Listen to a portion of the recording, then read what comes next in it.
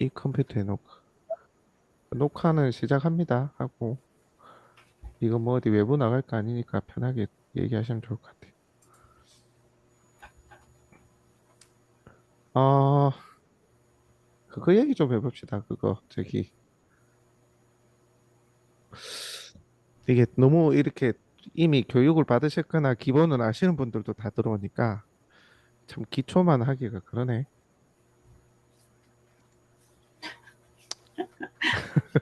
올 때마다 할 때마다 고민이야. 자, 일단 그거부터 한번 해봅시다.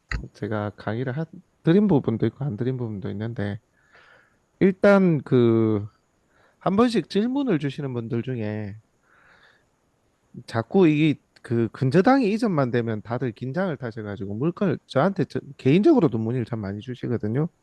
그러니까 NPL 교육에 안 된 것도 있고 잘 모르시는 분도 있는데 일단 실제 NPL을 뭐 사후정산부나 론세일이나 이런 거를 적용하는 것도 문제인데 그것도 제가 좀 알려드릴게요. 알려드리는데 물건 자체를 이거를 내가 지금 입찰을 해야 되는지조차도 모르시는 분들도 많아서 조금 그거 한번 알려드릴게요. 이거 예전에 저기 우리 박준철 소장님하고 그때 네 분 오셨을 때 제가 이거 보여드렸죠. 그 박준철 소장님 이거 맞아요? 이거 내가 드렸나? 이거 예, 맞는 것 같습니다. 이거 맞는 것 맞아요. 같아요. 그때도 난 너무 빨리빨리 하고 나서 다 이해를 하셨을까 모르겠다. 어쨌든 요걸 기초로 해서 좀 한번 설명드려 볼게요.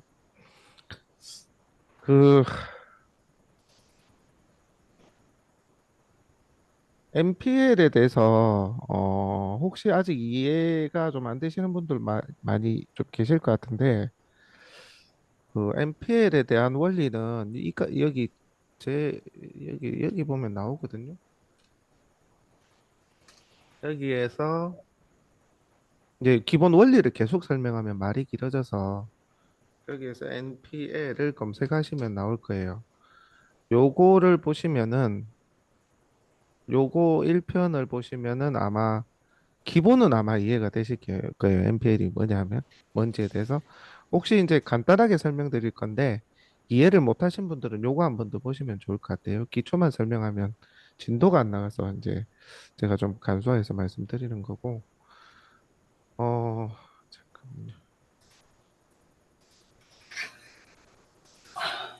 그 일단은 여러분들 그 사례를 보면서 제가 설명을 드릴게요. 봅시다. 2023 타경 1885 여기 이제 요게 이제 거제에 있는 우리 지역에 있는 물건인데요. 요 보시게 되면 뭐 이상한 말이 써져 있잖아요. 여기 보면 채권자가 그러니까 이게 유동화가 됐는데도 이렇게 적혀 있는 경우도 있고 그냥 신한은행, 경남은행, 부산은행 뭐 그대로 적혀 있는 경우도 있어요. 그러니까 이걸 가지고 유동화가 됐다고 100% 장담할 수는 없고요. 이렇게 일단 된 거는 유동화가 된 거는 맞아요. UHJ 이상한 용어가 막 이렇게 채권자 이름으로 돼 있다고 한다면 일단 이 해당 채권자가 좀 내려가 보면 이제 은행이 있을 겁니다. 이게 지금 중소기업 은행으로 돼 있잖아요. 그죠? 그러니까 이 녀석이 지금 아까 뭐 JIB 어쩌고 저쩌고 이제 유동화가 됐다는 얘기거든요. 이제 그런 건데 보면은 등기부에 얘네로 바뀌어 있는 경우도 있고 얘네로 얘로 바뀌어 있는 경우도 있고 안 바뀌어 있는 경우도 있어요. 근데 안 바뀌어 있어도 유동화된 경우가 많거든. 뭐냐면 등기 자체를 안 하는 경우가 있습니다. 안 해도 사실은 이게 큰 문제가 되는 건 아니라서 저희 같이 이제 대부법인이 은행에서 그냥 가져오면 당연히 저희 대부법인으로 등기부에 찍혀야 되거든요.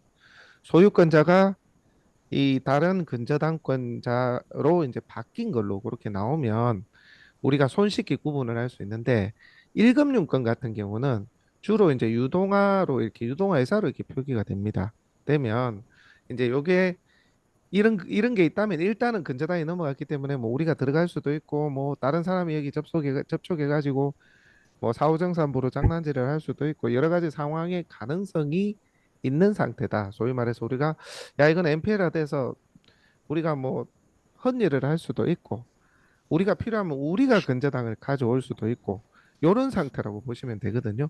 근데 이 만약에 여러분들 좀 많이 떨어진 물건 같은 경우는 요것만 보실 게 아니라 제가 예전에도 한 말씀드린 것 같은데 여기 이제 그 매각 물건 명세서를 여기 보시면 여기 매각 물건 명세서 있잖아요.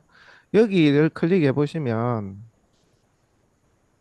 아 매각 물건 명세서가 아니구나 죄송합니다. 문건 송달 내역이에요. 자 문건 송달 내역을 클릭해 보시게 되면 이 근저당이 그러니까 등기부에 1금융권으로 찍혀 있지만 채권자 이름이 유독 길어지는 경우가 꽤 있습니다. 보면 지금 요것도 꽤 길어진 거잖아요. 그죠? 네. 갑자기 채권자가 이름이 길어. 뭐 이렇게 길어. 그러니까 이런 경우는 1금융권이 유동화됐다고 보셔야 돼요. 보면 자, 한번 보겠습니다.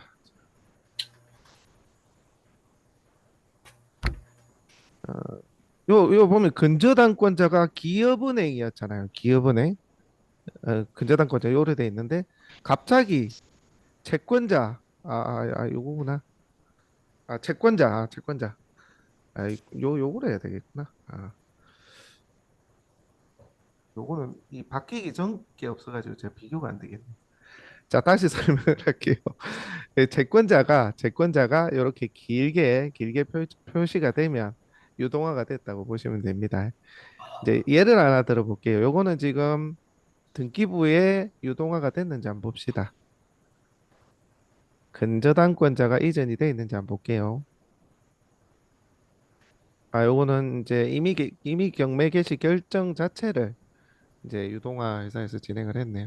이거는 뭐냐면 경매 진행되기 아예 전부터 유동화로 넘어가서 지금 싸게 BIS 이제 비율 때문에 싸게 이제 유동화가 가져와서 이제 유동화 회사에서 경매를 진행한 상황이네요. 그런데 이제 보면 실제 여기 채권자에 중소기업은행 돼 있는데도 유동화 회사로 된 경우가 있다는 얘기입니다. 그런 경우도 꽤 많아요. 그게 의무는 아니라고 합니다. 제가 물어보니까 그러더라고. 자, 다른 경매 사건 한번 볼게요. 그러면 현재 유동화가 됐는지 안 됐는지 등기부에 표기가 안 된 거.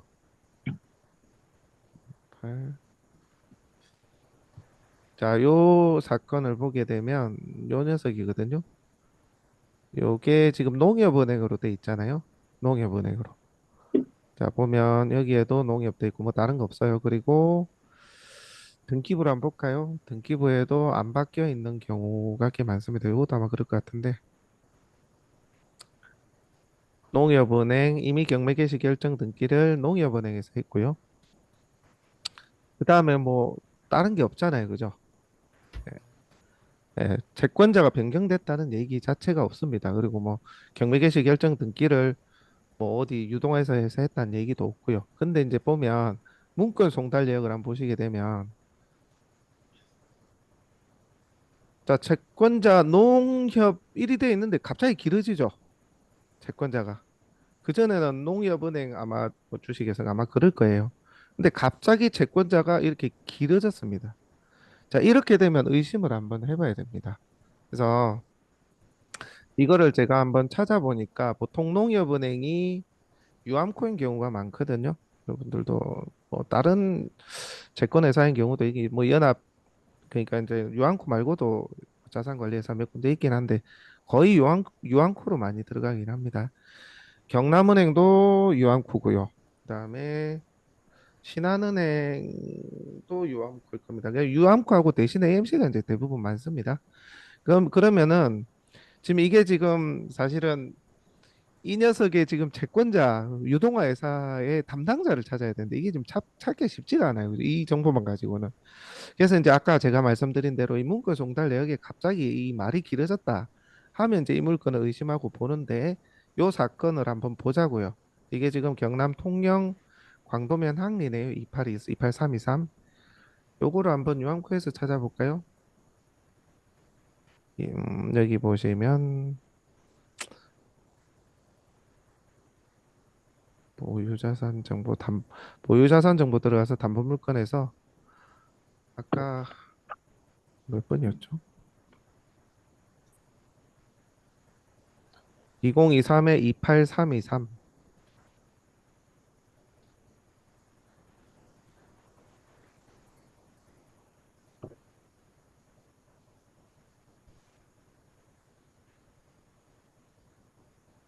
아, 여기 아닌가? 대신 AMC인가? 그러면은 제가 경남 통영으로 한번 찾아볼게요. 경남 통영으로 봅시다. 28323 검색이 한 번씩 안 되기도 하니까 8 여기가 아니구나. 대신 AMC인가 보네. 아예 내가 찾아놨구나. 아, 대신 AMC네. 여기 보면 일반 자산 소개에서 대신 AMC하고 유한코는 알고 계셔야 되거든요. 여기에서 빠지는 경우도 간간히 있는데 웬만하면 찾아보면 있습니다.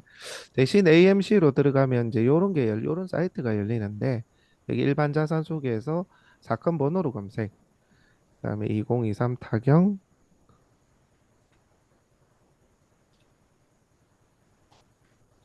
일단 이 MPL이 뭔지 아직 이해를 못 하고 계시는 분도 많으실 텐데 일단 요렇게 해서 해당 그 유동화된 채권을 이제 그 물건을 찾는 방법까지만 이렇게 찾는구나. 그 정도만 이해를 해주시면 될 것 같아요. 자, 그러면 여기 지금 물건이 하나 나오죠. 이게 나옵니다. 그죠? 자, 요걸 한번 클릭을 한번 해보도록 하겠습니다.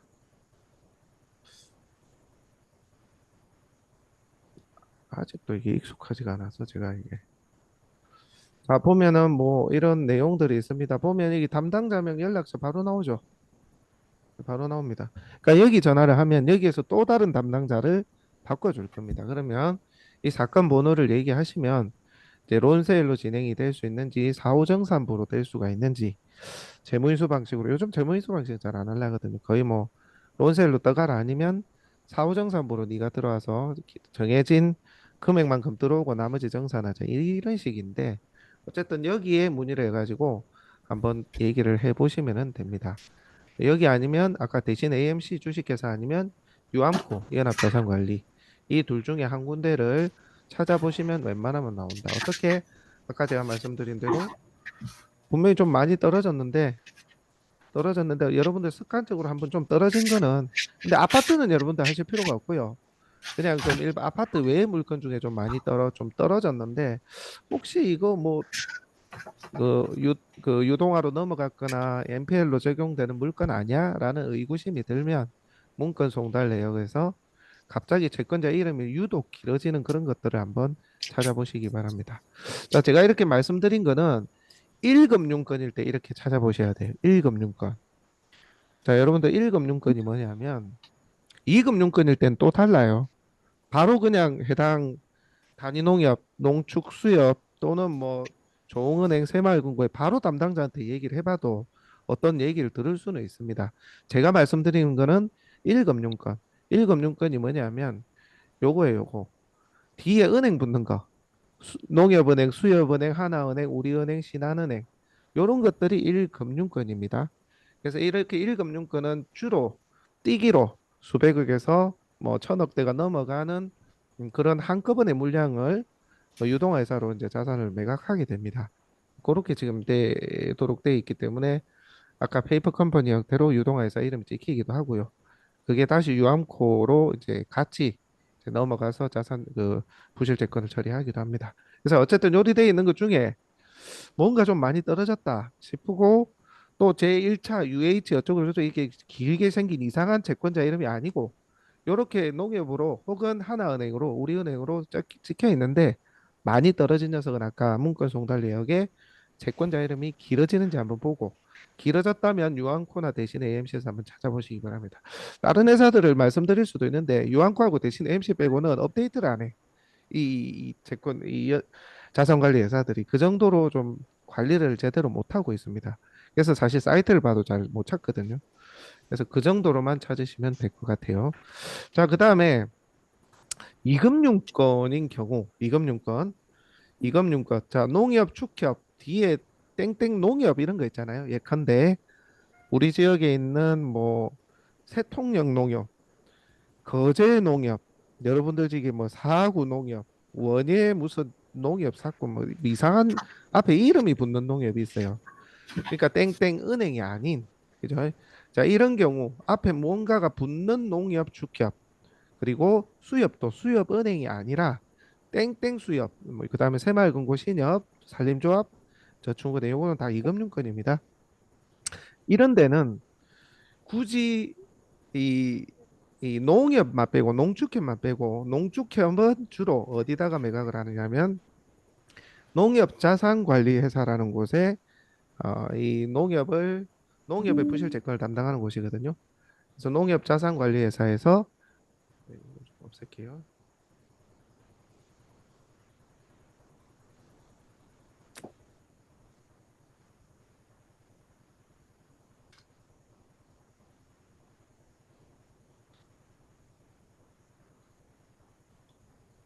자, 농협자산관리회사라고 이제 보통 우리 그 채권자에 찍힙니다. 이거는 채권자 변경이 무조건 됩니다. 아까 등기부를 확인하면 농협자산관리회사라고 찍혀 있어요. 이게 농협축협 같은 이금융권의 농협축협입니다. 농협은행 말고 땡땡농협, 땡원예농협 무슨 뭐 이게 많습니다. 무슨 돼지 축 뭡니까 축사와 연관된 농협 이런 것들. 그거는 부실 채권을 농협자산관리회사로 넘기기도 하고요. 조금 이제 그 담당자 중에 똑똑하신 분들은 예를 들어서 우리 지역에 뭐 고연농협이 있다 칩시다.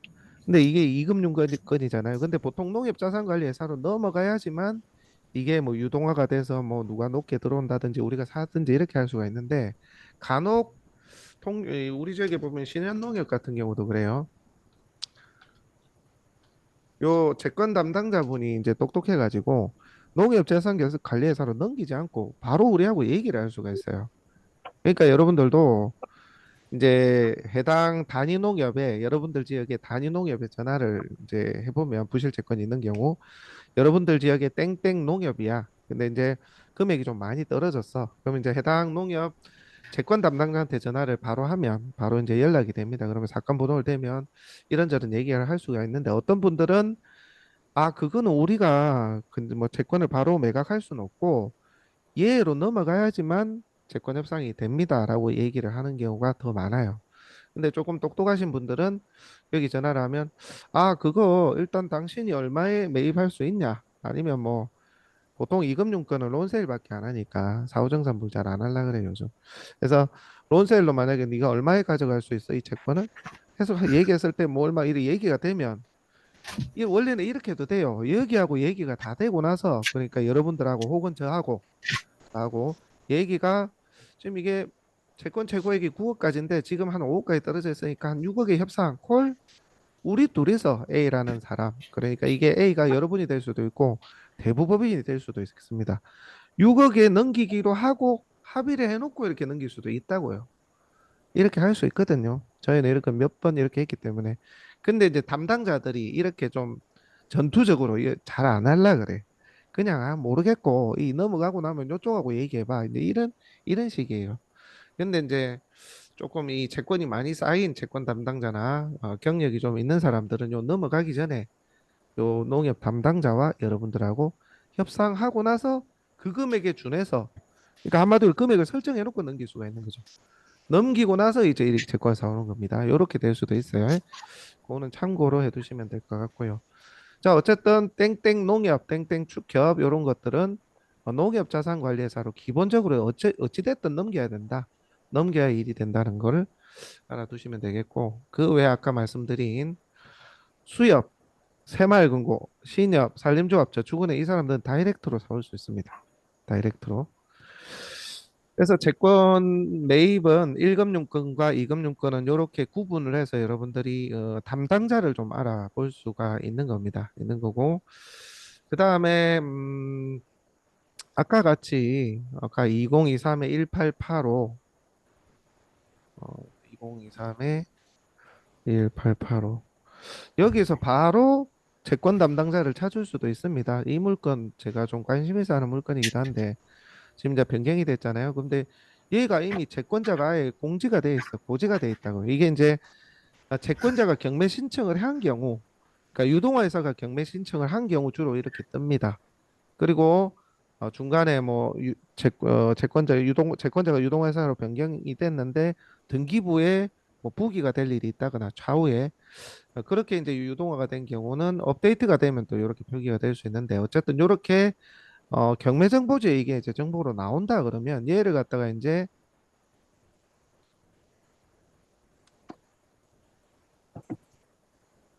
자 금융감독원 전자공시 시스템이라고 있거든요. 요거를 이제 찾아가지고 해당 요 아까 이 이름을 그대로 쳐요. 그럼 요거 나오죠. 누굴 치냐고요? 아까 요거. 예, 예, 예.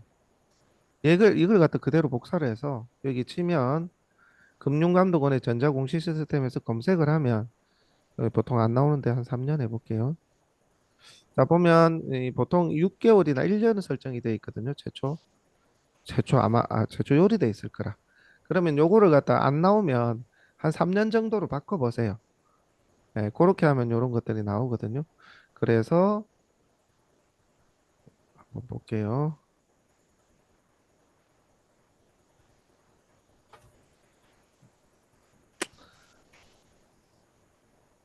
요거는 아닌가 보다. 맞나?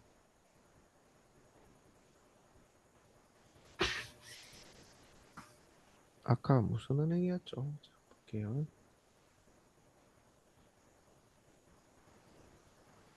중소기업은행이었구나.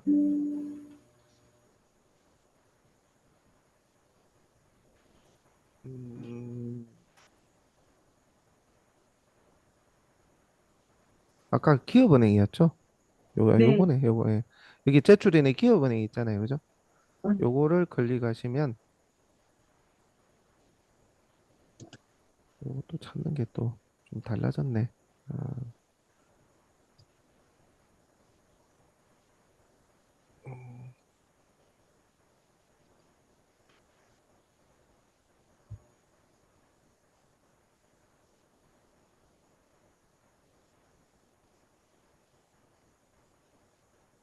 음, 모양이 조금 바뀌어서 제가 한번 찾아봐야 되겠습니다.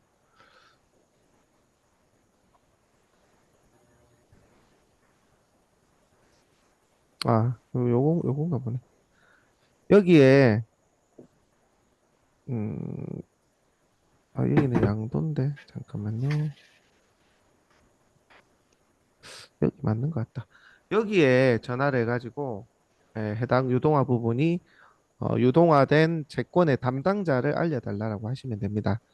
아, 보통 여기 전화하면 되기는 하던데 여기도 해보시고 여기도 해보시고 그러면은 해당 사건 번호를 대면 그럼 자기가 유동화 채권이 어디로 갔는지 그런 거에 대해서 저 담당 전화번호를 또 알려줄 겁니다.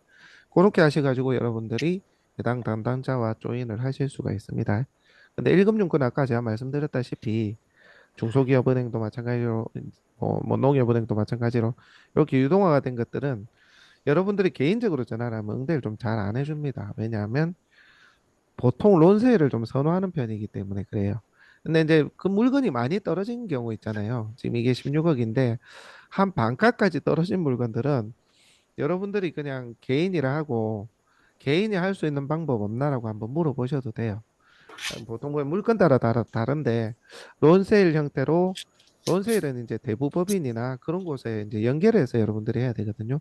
그렇게 될 수밖에 없는 설정을 해놓은 이제 자산관리회사들도 있고요. 또 이제 사후정산부로 이제 진행을 하는 경우도 있습니다. 사후정산부는 저희가 그러니까 대부법인이 꼭 필요하지는 않아요. 그래서 개인이 직접적으로 이제 할 수도 있는데 대부분 10%의 이제 금액을 걸고 하도록 하고 있습니다. 요즘은 거의 대부분 그렇거든요. 그렇게 해서 여러분들이 이제 입찰 들어가는 방식으로 하고 있습니다. 나중에 이제 혹시 여러분들이 사후정산부로 들어간다 하더라도 진행을 할 때는 저한테 한번 컨펌을 받으시는 게 좋아요. 왜냐하면 좀 이렇게 자기네들이 대충 얼버무리면서 자기 유리하게 하는 사람이 많습니다. 그래서 그거는 같이 한번 의논을 해보면 좋겠고요. 여러분들 론세일하고 사후정산부하고 이 좀 아시는지 모르겠는데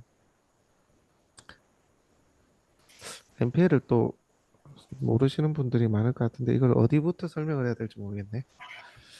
자, 일단 이런 거예요. 이제 채권을 아까 중소기업은행 거잖아요. 중소기업은행 거. 요거를 이제 우리가 울산의 박 소장님이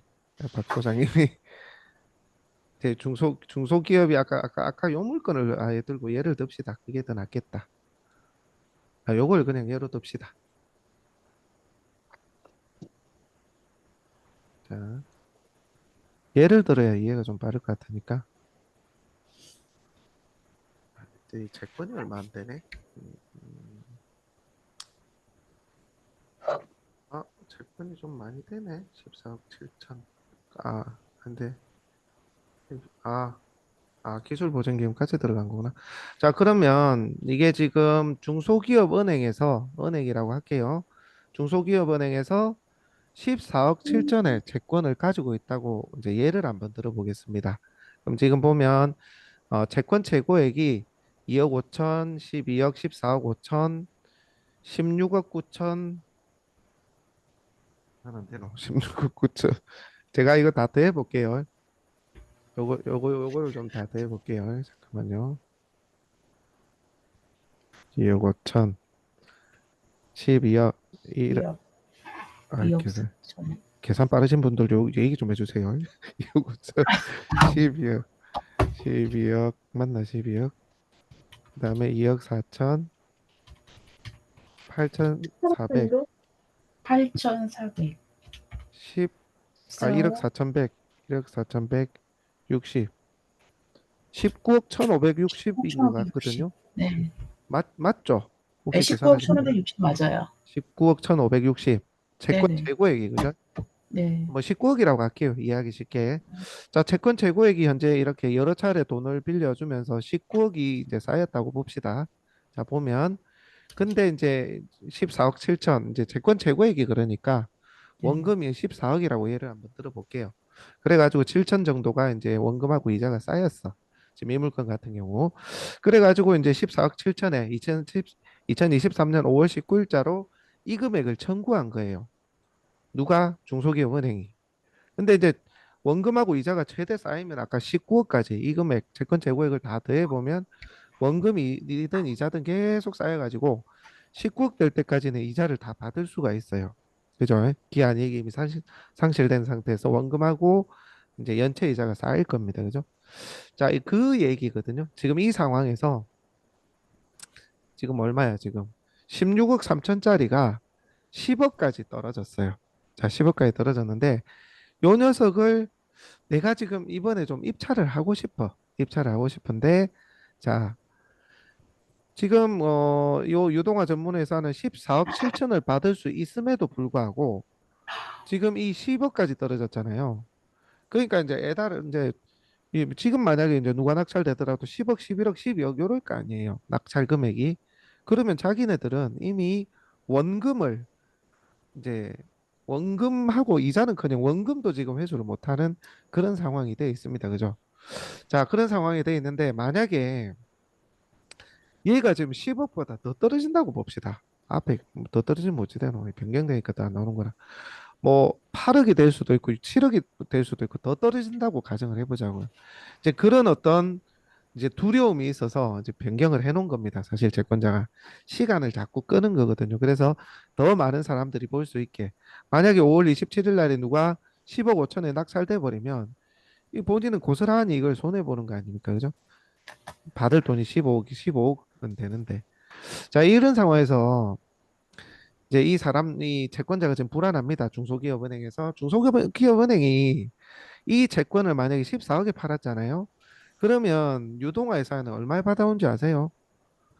반금액도 안 됩니다. 실제 전체 뭐 제가 듣기로는 3분의 1도 안 되는 걸로 알고 있거든요. 실제. 왜냐하면 우량한 채권도 있고 부실한 채권도 있고 근저당 설정이 된 담보부 채권을 한꺼번에 가져올 때도 엄청 싸게 가져옵니다. 이게 왜 그러냐면 은행에 이제 BIS 자본 비율이라 해가지고 그 부실 채권을 많이 쌓으면 안 되거든요. 그래서 결국 이렇게 띠기로 싸게 넘기는데 그러면 이 유동화 회사들은 이제 그걸 가지고 장사를 하는 거죠. 물론 자기네들이 이런 물건처럼 좀 괜찮은 물건은 좀 이익을 보겠지만 그중에 뭐 이도 저도 아닌 산꼭대기 맹지도 있을 거 아니에요. 예컨대 뭐 하자에 넘을 건도 있고 유치권 걸려갖고 막 난리 중인 것도 있을 거고 그런 것들을 이제 떼기로 받아오니까 손해 볼 건 손해 보고 요런 괜찮은 물건은 확실하게 자기 이익을 챙겨야 되는 거지. 예컨대 이거를 한 6억에 전체 계산해 보니까 한 6억에 이제 중소기업원에서 받아온 셈이 됐다 치면 최대한 받아야 되는 거예요.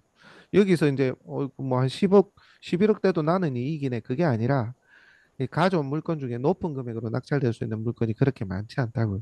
그러다 보니 최대한 높은 금액으로 낙찰돼서 다른 부실 채권에서 손실 나는 거를 마찬가지 이 지금 요 유동화 회사들도 여기서 남겨야 된다. 물론 이제 워낙 싸게 받아오기 때문에 손해는 안 본다고 해요. 유동화 회사가 이익을 크게 보냐 작게 보냐의 문제지. 근데 이제 뭐 여러 가지 이 뭐 그런 어떤 손실 비율도 있고 해서 뭐 자기네들은 다 별로 이익 없다 이런 식으로 얘기하긴 하는데 어쨌든 자 그러면 이번 회차에 이제 10억이라 그럼 여러분들이 만약에 박 소장님이 이 물건 진짜 마음에 들어 바다 일렬에 이게 지금 카페거든요 카페 이게 진짜 마음에 들어 그 이번 회차 난 들어가고 싶어 들어가고 싶은데 10억 들어가면 될 수도 있고 안 될 수도 있고 잘 모르겠어 모르겠는 거죠 근데 만약에 지금 이 상황에서 한 14억 쓰면 낙찰 안 되겠어요 그죠 14억 쓰면 낙찰돼 웬만해서는 낙찰될 것 같아요 그죠 자 그러면 이렇게 좀 내가 확실히 좀 낙찰을 받을 수 있는 방법이 없나를 찾아봤더니만 자 이제 그런 편법이 있더랍니다. 뭐 편법은 아니지만 어쨌든 불법은 아닌 셈이에요. 어쨌든 자 만약에 지금 10억까지 떨어져 나오니까 이 유동화 회사가 채권을 팔 수가 있대요. 마음만 먹으면 본인들이 팔 수 있답니다. 요거를 왜 파느냐고 했더니 봤더니 10억보다 더 떨어질 수도 있어서 불안해서 이제 팔고자 하는 마음이 있는 거예요. 그래서 이제 만약에 이 유동화 회사가 한 10억 5천, 11억에 팔고자 한다 칩시다. 왜냐하면 10억까지 떨어졌잖아요, 지금. 요게. 그래서 이번 회차에 유찰이 될 수도 있기 때문에 그렇게 협상을 합니다. 누구랑? 저희 같은 이제 대부법인하고 협상을 할 수도 있고요. 만약에 저희 같은 대부법인하고 협상을 해서 11억에 가져온다 치면 제가 이제 대부법인인데 내가 이제 마음에 들었어요, 이 물건이. 그러면 저는 14억에 이제 입찰을 해버리는 거죠. 제가 이제 근저당을 가져온 채권자가 되니까 내가 14억에 써도 이미 채권자가 받을 수 있는 금액은 15억이 넘을 겁니다. 지금 기준으로. 15억도 받을 수 있는 거죠. 내가 채권자잖아요. 내가 이 유동회사가 된 거예요. 근저당을 사오면. 저희가 이제 대부법인이라고 할게요. 사올 수가 있는 거지. 사오면 이제 15억의 채권 최고액 원금하고 이자를 받을 수 있는 권리를 사오게 됐으니까 경매는 계속 진행이 되니 내가 이제 이 채권자의 지위로 경매 입찰을 해버리는 겁니다. 얼마에? 14억 7천에. 그렇게 되면 내가 14억 7천 낙찰되고 원금 잔금을 다 내더라도 내한테 배당이 되니까 난 낙찰을 받는 거예요. 이런 식으로 높게 입찰을 하고 실제 내가 아까 11억에 가져오기로 했잖아요. 요거를 채권을 유동화 회사에서. 근데 이제 내가 15억에 쓰면 만약에 나한테 15억이 다 배당이 될 것이고 원금 이자가 쌓여서 15억이 될 거니까 그러면 취득가액이 15억이라 취득세는 비싸겠지만 내가 나중에 팔 때는 15억에 팔아도 양도세가 없는 거예요. 그리고 취득가액이 14억이고 실제 취득가액이 10 이제 5억을 쓰면 15억이고 실제 내가 15억을 써내도 그 배당금이 나에게 고스란히 돌아오니까 실제 아까 지금 요 카페를 매입한 금액은 사실상 이 유동화 회사에서 우리한테 판매를 했던 근저당을 팔았던 이 11억이라는 가격에 우리가 실제 매입을 하게 된 셈이 됩니다. 왜? 나는 15억을 써도 나한테 유동화 회사에서 우리 이름으로 근저당권자 바뀌었으니까 그 배당금을 나한테 15억을 고스란히 주기에 실제 15억이 한번 들어갔다 나온 거예요. 그죠? 근데 11억은 내가 이 사람한테 돈을 줬겠죠. 그래가지고 근저당을 가져왔겠죠. 그러니까 실제 11억에 매입을 하게 된 셈인 거예요. 액면으로만 15억이 찍히고 취득가액 15억으로 찍히고 그러다 보니까 취득가액은 15억 내가 실제 구입한 금액은 매입한 금액은 11억 근저당을 가져온 이 금액이 결국 내가 이 부동산을 매입한 가격이 되는 겁니다. 그러다 보니까 15억에 취득을 했어요. 실제 11억에 내가 취득을 했는데도 취득가액은 낙찰 금액인 높이 쓴 15억에 잡히니까 15억 기준으로 대출이 나오는 경우도 있기 때문에 이렇게 이제 15억에 낙찰을 받아버리면 한 10억 이상 대출이 나와버리니까 그렇죠? 나중에 어, 정산을 해보면 내 돈은 어, 실제 어, 안 어, 어. 들어가게 되는 그런 나중에, 상황이 돼요. 어. 자, 요거는 제가 대략 한 말씀을 드렸는데요. 이 NPL이 이해 안 되시는 분들은 한번 아까 제 그 세무경의 NPL에 대해서 한번 보시면 좋을 것 같고. 자, 그러면 사후정산부는 뭐야? 사후정산부. 자, 사후정산부 설명을 드릴게요. 자, 유동화 회사가 우리한테 근저당을 파는 게 아니야. 이제 제가 이제 대부법인을 운영한다라고 하면 대부법인한테 이제 사고 팔고 이럴 수가 있습니다. 이 근저당을 사고 파는 것은 개인한테는 안 팔거든요. 그래서 이제 이거를 갖다가 이제 저희한테 안 팔고 개인하고 협상을 할 수가 있습니다. 개인하고. 어떤 협상을? 자, 유동화 회사가 지금 받을 수 있는 금액이 15억이야. 15억까지 찼다고 칩시다. 14억 7천이니까 아마 충분히 찼을 거예요. 그러면은 누군가가 입찰을 하려고 한다면 만약에 이 유동화 회사이고 여러분들하고 A라는 사람하고 모종의 작전을 짭니다. 자, 이 A라는 사람은 지금 이 부동산을 높게 좀 낙찰 받고 싶어요. 지금 내가 어떻게든 낙찰을 받고 싶은 거지. 그러다 보니까 내가 어떻게 하면 좀 낙찰이 될 수 있을까 고민하다 이 대화를 해보니까 유동화 전 회사에도 입장에서도 지금 10억까지 떨어졌잖아요. 떨어져 놓으니까 이번에 회차에 또 유찰되면 자기는 더 손실이야. 원금 손실이야. 지금 최저가 10억인데 14억 7천 55억 아닙니까? 그러니까 본인도 불안한 거지. 근데 마침 이 A라는 사람이 이 지금 카페를 낙찰 받고 싶은 거야. 근데 이제 뭐 근저당을 이전하고 뭐시고 뭐 대부법인 끼고 이것도 싫다 이거지. 나는 그것도 모르겠고 이제 그래가지고 여기 유동화회사 담당자에게 찾아갑니다. 전화를 할 수도 있겠죠. 이거 나 좀 낙찰 받고 싶은데 어떻게 좀 안 돼요? 라고 하니까 유동화회사에서도 이제 생각을 합니다. 그러면 네가 여기서 이제 그렇게 얘기해요. A씨, 당신 지금 낙찰 받는 게 목적이지? 목적 맞지? 그러면 우리끼리 좀 협상을 하자. 어떤 협상? 니도 낙찰을 받으려면 지금 봅시다. 여기 얼마야?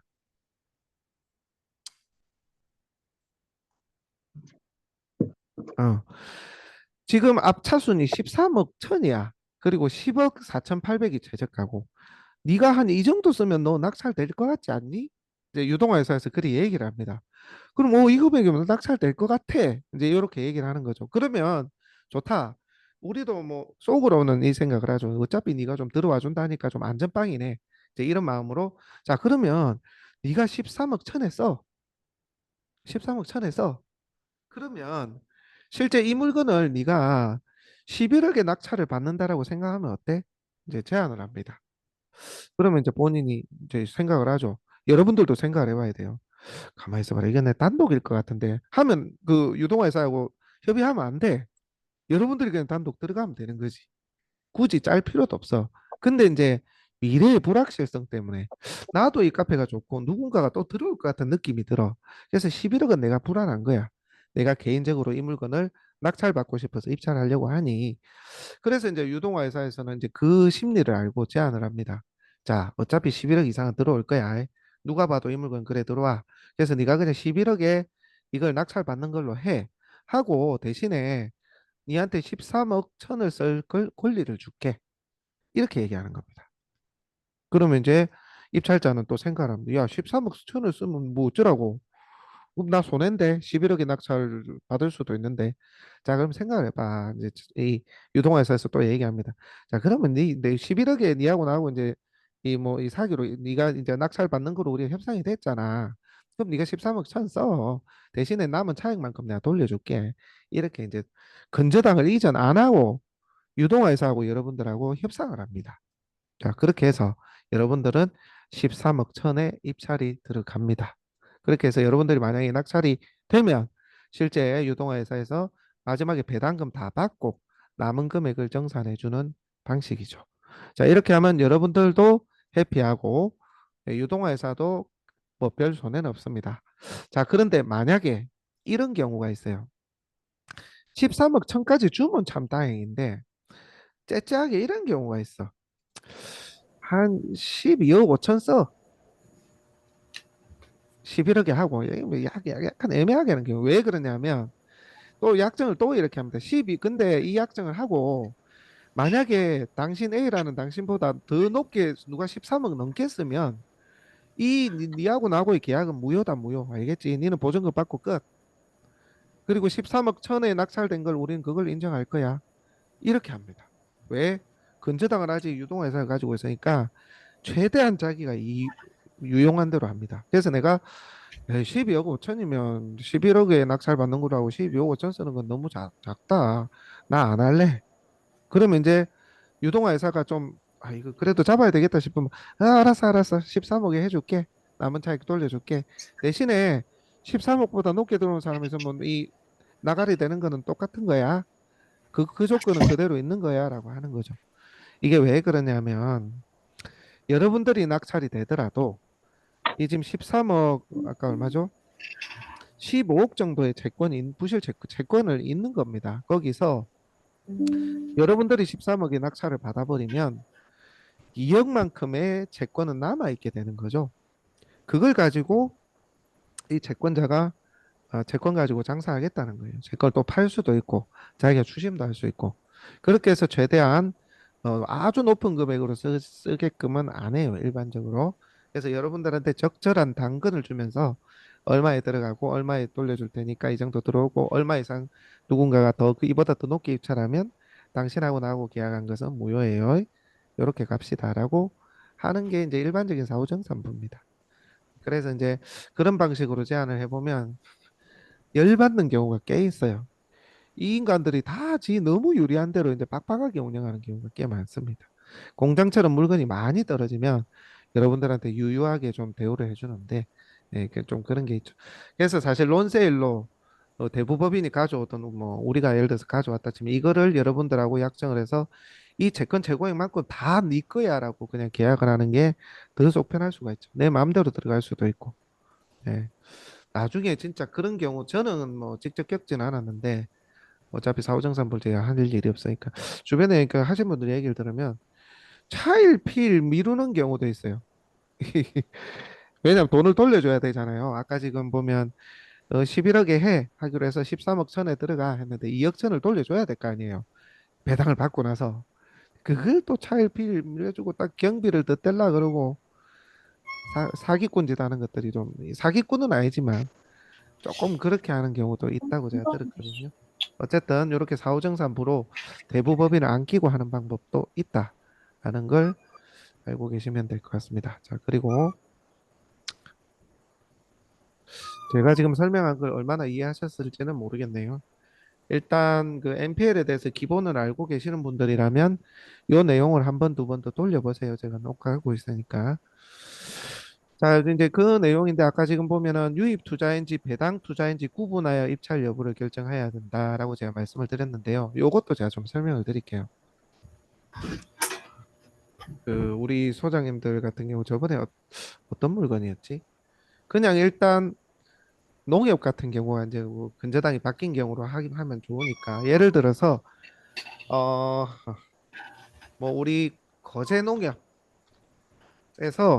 3억 근저당이 있었는데 등기부를 보니까 이게 지금 이금융권이잖아요. 이금융권 중에 농축협은 아까 농협자산관리회사로 넘어간다고 했어요. 부실채권이 넘어가면 그게 이제 유동화된 겁니다. 자, 그 3억 근저당이 있었는데 채권자 변경해서 농협이 등기부입니다. 자산관리회사 채권자 변경 이렇게 등기부에 찍혀 있습니다. 자, 이제 이런 경우가 되면 여러분들이 이제 부실 채권으로 이제 3억 근저당이 이제 NPL화 됐다. 이제 본격적으로 여러분들이 채권을 매입도 할 수 있고 물론 다른 이제 자산관리회사가 사갈 수도 있는 여건이 되어 있습니다. 자, 근데 여러분들이 좀 아셔야 될 게, 자, 이제 3억이 근저당이고 이제 청구액이 농협 기준으로 청구액이 이게 이제 채권 최고액일 거 아니에요, 그죠? 근데 청구액이 2억 8천이다. 원금하고 이자 쌓인 게 뭐 청구액이 요렇다고 봅시다. 근데 만약에 지금 근저당 설정이 되고 진행되는 이 물건 부동산이 지금 최저 가격이 3억이야 만약에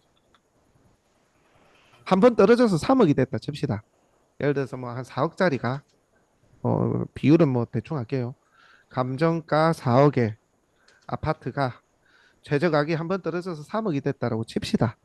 그게 이제 등기부를 봤더니 채권 최고액이 3억이고 청구액이 2억 8천인 거예요. 이 상황에서 채권자가 농협자산관리회사로 등기부가 주등기로 이제 이전이 된 거죠.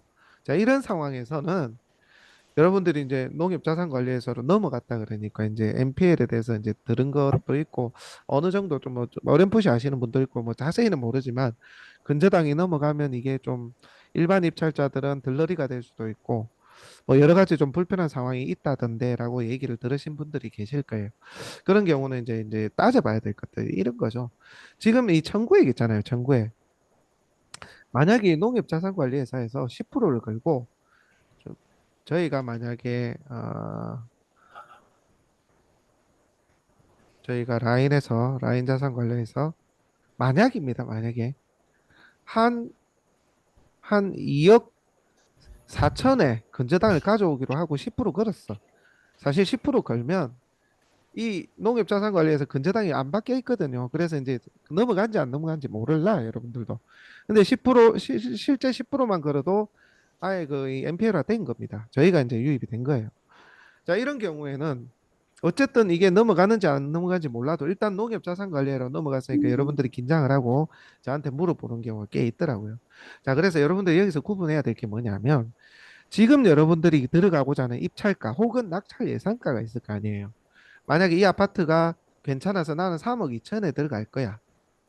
혹은 적어도 이 최저가보다는 높게 누군가가 입찰해서 낙찰이 될 물건이야.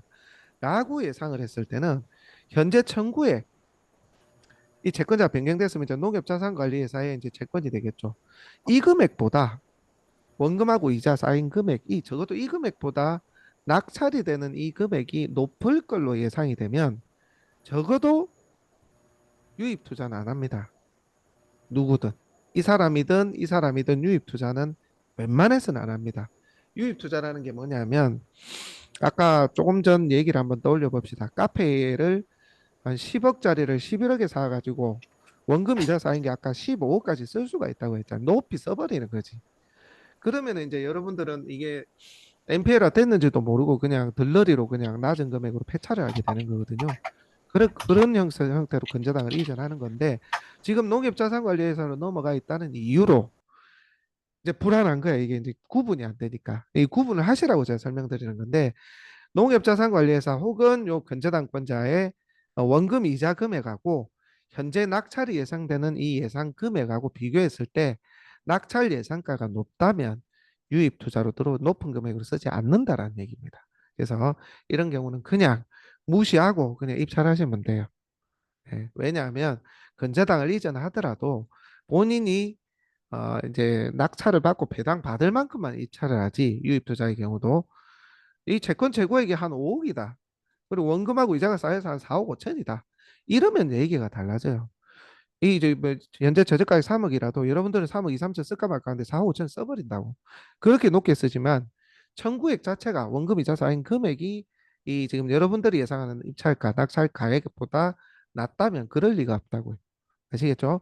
그렇기 때문에 NPL화 그러니까 그 농협자산관리회사든 유동화회사든 아니면 뭐 갑자기 대부법인 일이 찍혀 있든 간에 그러면 다 이제 NPL화 됐다라고 봐야 되거든요. NPL화 될 여지가 크거나 NPL로 넘어갔다라고 볼 수가 있는데 그렇다고 해서 너무 불편해하거나 불안해하거나 입찰하면 안 되는 거 아니야라고 생각하실 필요가 없고 예상 낙찰가와 지금 원금 이자 청구액을 비교를 해보시면 된다라는 말씀입니다. 혹시 이 부분에 대해서 뭐 이해 안 되시거나 궁금한 거 있으시면 말 자르고 물어봐도 됩니다. 얼마든지 물어보셔도 돼요. 자, 이렇고 그 다음에 여러분들이 또 배당 투자 같은 경우는 배당 투자 한번 봅시다.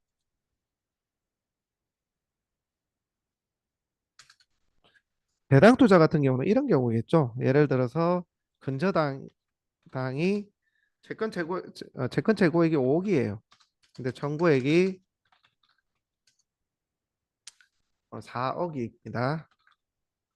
원금하고 이자 쌓은 게 4억이라고 볼게요. 근데 해당 부동산이 음, 한 7억짜리가 3억 5천이에요. 하락. 자, 그런데 이제 보니까 근저당이 5억이고 청구액이 4억인 거예요. 자, 그러면은 뭐 이래저래 시간이 지나가지고 나중에 배당 받을 때까지 4억 2천이 됐다라고 봅시다. 원금하고 이자고 쌓인 게 계산해 보니까 그 정도 되는 것 같아요. 자, 그러면 지금 이제 3억 5천까지 떨어졌잖아요. 그러면 이제 농협자산관리회사든 뭐 새마을금고든 뭐 신협이든 어디든 간에 이제 너무 많이 떨어지니까 불안해가지고 이제 계산을 합니다. 자, 이 금액 내 근저당을 갖다가 3억 6천에 사갈 사람 있나라고 얘기를 합니다. 혹은 저희 같은 이제 대부법인이 야, 그 3억 5천까지 예, 지금 3억 5천까지 떨어져 있으니까 이거 이번에 유찰되면 어쩔 거야. 그냥 나한테 근저당 팔아라고 이제 회유를 합니다. 요 이제 채권자한테. 이게 뭐 농협 단위농협 같은 경우 농협자산관리회사가 될 수도 있고 아까 일금융권 같은 경우는 유한코나 대신에 MC 유동화 회사의 이름으로 돼 있을 수도 있습니다. 내가 협상을 해보니까 콜 그럼 사가라고 해서 내가 3억 6천에 사왔어요. 그럼 내가 근저당권자가 되죠. 자, 그러면 지금 경매가 진행되고 있는 상황입니다. 그죠? 자, 이런 경우에는 배당 투자를 할 수 있는 여지가 뭐냐면 부동산이 이런 경우가 간간이 있죠. 분명히 물건 가치가 좀 되는데 빨리빨리 지나가다 보니까 3억 5천까지 떨어진 걸 못 봤어. 근데 이 물건의 가치는 한 4억 2, 3천, 4억 3천 이 정도 가치는 있어. 경매로 받는다 하더라도. 혹은 이 7억짜리가 3억 5천까지 떨어진 이유가 유치권이라면서 막 애매하게 돼 있는 거야. 근데 내가 봤을 땐 유치권이 아니야. 깰 수 있는 물건이야. 그래서 이제 떨어진 거죠. 그래가지고 내가 3억 6천의 근저당을 가지고 오면 이제 어떻게 되느냐? 이걸 이제 홍보하는 거죠. 홍보를 한다든가 많은 사람이 보게끔 해서 어 3억 5천까지 저 물건이 저렇게가 떨어졌네. 나 안 그래도 저 물건 찾았는데 상가나 공장이나 토지 같은 경우에 대체적으로 그렇습니다. 그래서 4억 2, 3천, 4억 4, 5천에 입찰을 할 수 있도록 유도가 된다면 배당 투자가 되는 거죠. 왜 나는 3억 6천에 가져오고 딴 사람이 그보다 높은 금액으로 적어도 4억 2천까지는 내가 배당을 받을 수 있으니까 그죠? 왜냐하면 청구액이 4억에서 이제 4억 2천까지 이제 이 원금 연체 이자가 쌓여 놓으니까 나는 3억 6천을 가져왔으니까 누가 이 금액 내지는 이 금액보다 높은 금액에 제 3자가 낙찰받아 가면 나는 이 갭만큼 이익이잖아요. 이제 배당 투자가 되는 거거든요. 이런 경우는 이제 어떤 경우냐? 아까 말씀드린 대로 3억 5천까지 떨어졌는데 물건 가치를 제대로 이제 잘 모르는 분들한테 유튜브나 블로그로 공격적으로 홍보를 해서 딴 분이 들어오게 하거나 아니면 이제 어떤 하자나 이런 것들이 있어서 애매했는데 그걸 우리는 확실히 깰 수 있거나 정답을 알 수 있는 경우는 그걸 아예 정답을 오픈해서 홍보를 한다거나 나중에 확실히 깰 수 있는 부분까지도 감안을 해서 그렇게 해서 다른 사람을 유입을 시켜서 들어갈 수 있는 방법도 있죠. 그런 식으로 해서 어쨌든 실제 내가 가져온 근저당액보다 청구액만큼의 차이가 나서 제3자가 높은 금액을 들었을 때는 유입 투자 형태로 할 수가 있다. 요거는 이제 여러분들이 할 수가 없고 여러분들이 이제 대부법인이나 그런 데 조인을 해 가셔야 되겠죠. 그죠? 뭐 그런 방법이 있다라고 보시면 됩니다. 자, 그러면 조금 어려우신 분들은 나중에 한 번 더 돌려보세요. 왜냐하면 NPL이 어떤 건지도 이제 아직 잘 모르시는 분도 계시기 때문에. 자, 요 내용들, 요거를 제가 우리 카페에 한번 올려놓을게요. 나중에 한번 더 보세요. 이 내용들이 다 그 내용입니다. 제가 다 쭉 그 내용을 설명을 해놓은 건데,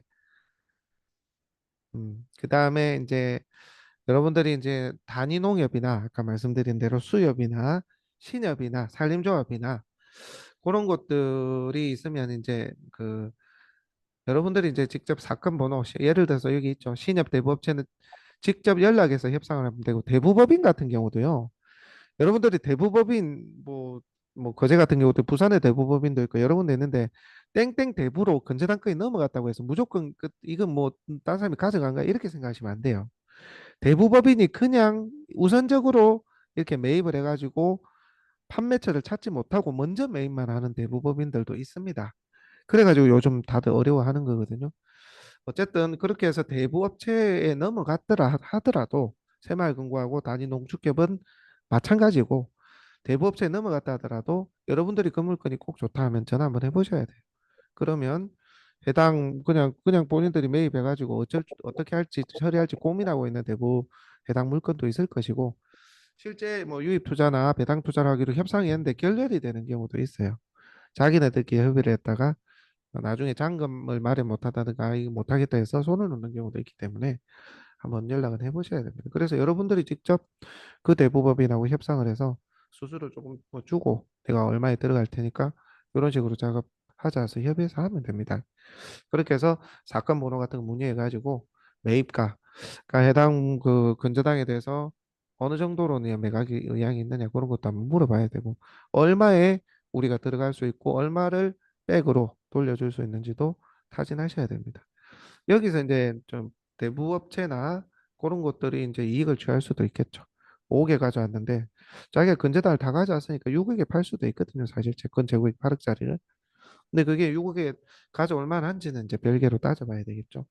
그래서 당신이 가지고 있는 근저당을 얼마에 팔 수 있는지 매수 의향 뭐 보통 보면은 농협자산관리회사 다니는 축제분 농협자산관리 여기는 무조건 매수 의향서 제출하라 그러거든요.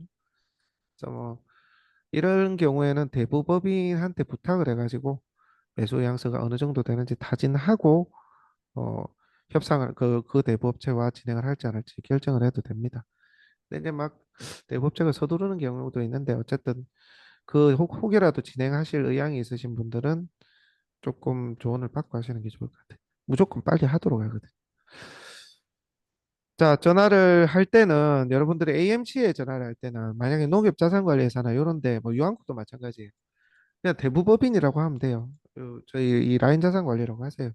아는 데는 알고 저희 거래 안 하는 데는 모를 수도 있는데 그냥 대충 한번 떠보세요. 떠보시면 어떤 얘기 아니면 매수 양서를 제출해라 그럼 얘기해 줄게 그런 경우도 간혹인데 웬만하면 요즘 경기가 경기인지라 웬만하면 다 어느 정도는 얘기해 줄 겁니다. 그렇게 이제 얘기를 하시면 되고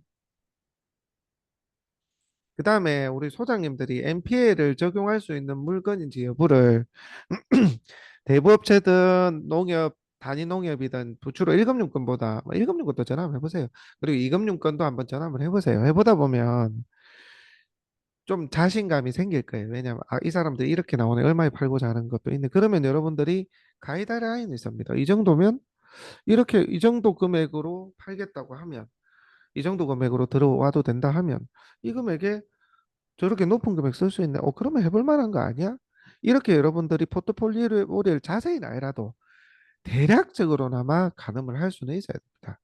그래야 이걸 가지고 여러분들이 이제 꼭 입찰을 받고자 하는 뭐 우리 그 시청자가 있을 수도 있고 이런 걸 모르는 사람한테 이제 간접적으로 장점에 대해서 얘기를 할 수도 있고 딴 건 둘째치고 뭐 세금이고 뭐 양도세고 뭐고 떠나가지고 일단 낙찰을 받고자 하는 사람들이 있을 수 있거든요. 특히 반가까지 떨어진 거. 요 녀석은 NPL로 특히 공장이 대표적입니다. 공장 같은 20억짜리 10억까지 떨어졌어. 근데 이제 대부 회사든 아니면 뭐 유동화 회사든 농협자산관리회사든 신협이든 새마을이든 자기는 12억에 팔겠대. 근데 저 채권 청구액이 원금하고 이자 쌓인 게 16억이 넘어. 채권 청구액이 17억이고 이런 게 꽤 있거든요. 그러면은 생각을 해보세요, 여러분들. 11억에 팔고 나가는데 16억, 17억에 입찰을 할 수가 있는 거라. 그럼 적어도 입찰자가 자금만 초반에 굴리는 자금만 있다면 그렇게 들어가는 게 맞거든요. 그래서 그런 것도 가이드라인에서 소개를 할 수 있다면 상당한 여러분들이 이제 소개를 할 수 있는 그런 게 된다. 그래서 이제 MPL 무언가 많이 떨어졌고 MPL로 넘어간 것 같고 하면 한번 가지고 와서 이걸 MPL로 할 수 있는지 여부를 판단해 보셨으면 좋겠습니다. 근데 이제 기본적으로 좀 모르시다 보니까 아까 제가 말씀드린 대로 지금 입찰 예상 금액이 14억이야. 근데 지금 원금하고 이자 쌓인 게 10억밖에 안 돼. 근데 요게 지금 NPL로 지금 유동화회사로 가 있거나 농협자산관리에 가 있는데 요때는 협상 자체가 안 됩니다. 왜냐? 이미 원금하고 이자가 10억, 11억 해봐야 저 지금 최저가 14억이잖아요. 웬만해서는 협상 안 되지. 왜? 지금 단계는 채권자 입장에서는 기다려도 되잖아요. 요때 누군가 한 사람, 단 한 사람이라도 들어오면 본인은 원금 이자 다 챙기는데. 그죠? 이제 이런 때는 이제 여러분도 걱정할 필요가 없고, 여러분들도 이 그 NPL화된 이 근저당을 살 시기가 아니다라고 보시는 게 맞습니다. 역전이 될 때, 그러니까 이 최저가가 더 떨어져. 뭐보다 원금하고 이자하고 쌓인 청구액보다 더 많이 떨어졌을 때, 그때서야 여러분들이 한번 NPL을 한번 할 수 있는지 해당 물건에 대해서 고민하고 타진해 봐야 되는 게 맞습니다.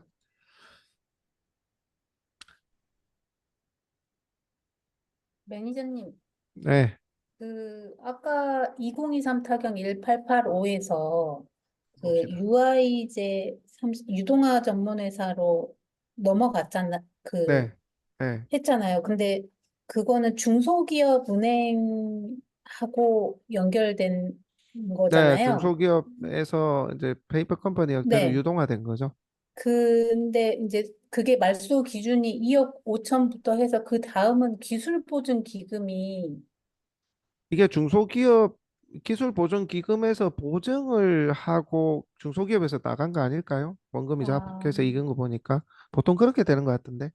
그럼 그죠? 예, 예. 같은 중소기업이랑 같은 기술보증기금하고 같이 기금에서 연계된 거네. 그렇게 보증을 다른, 서고 대출은 아, 중소기업에서 나가고 아마 그럴 건데. 그렇지 않나요? 아마 그렇게 보시면 될 거예요. 예, 그래서 그게 예. 궁금해가지고. 딱 보면 글이 나오잖아요. 그죠? 원금이자 합 네네. 금액 보면 그렇게 예. 하네요.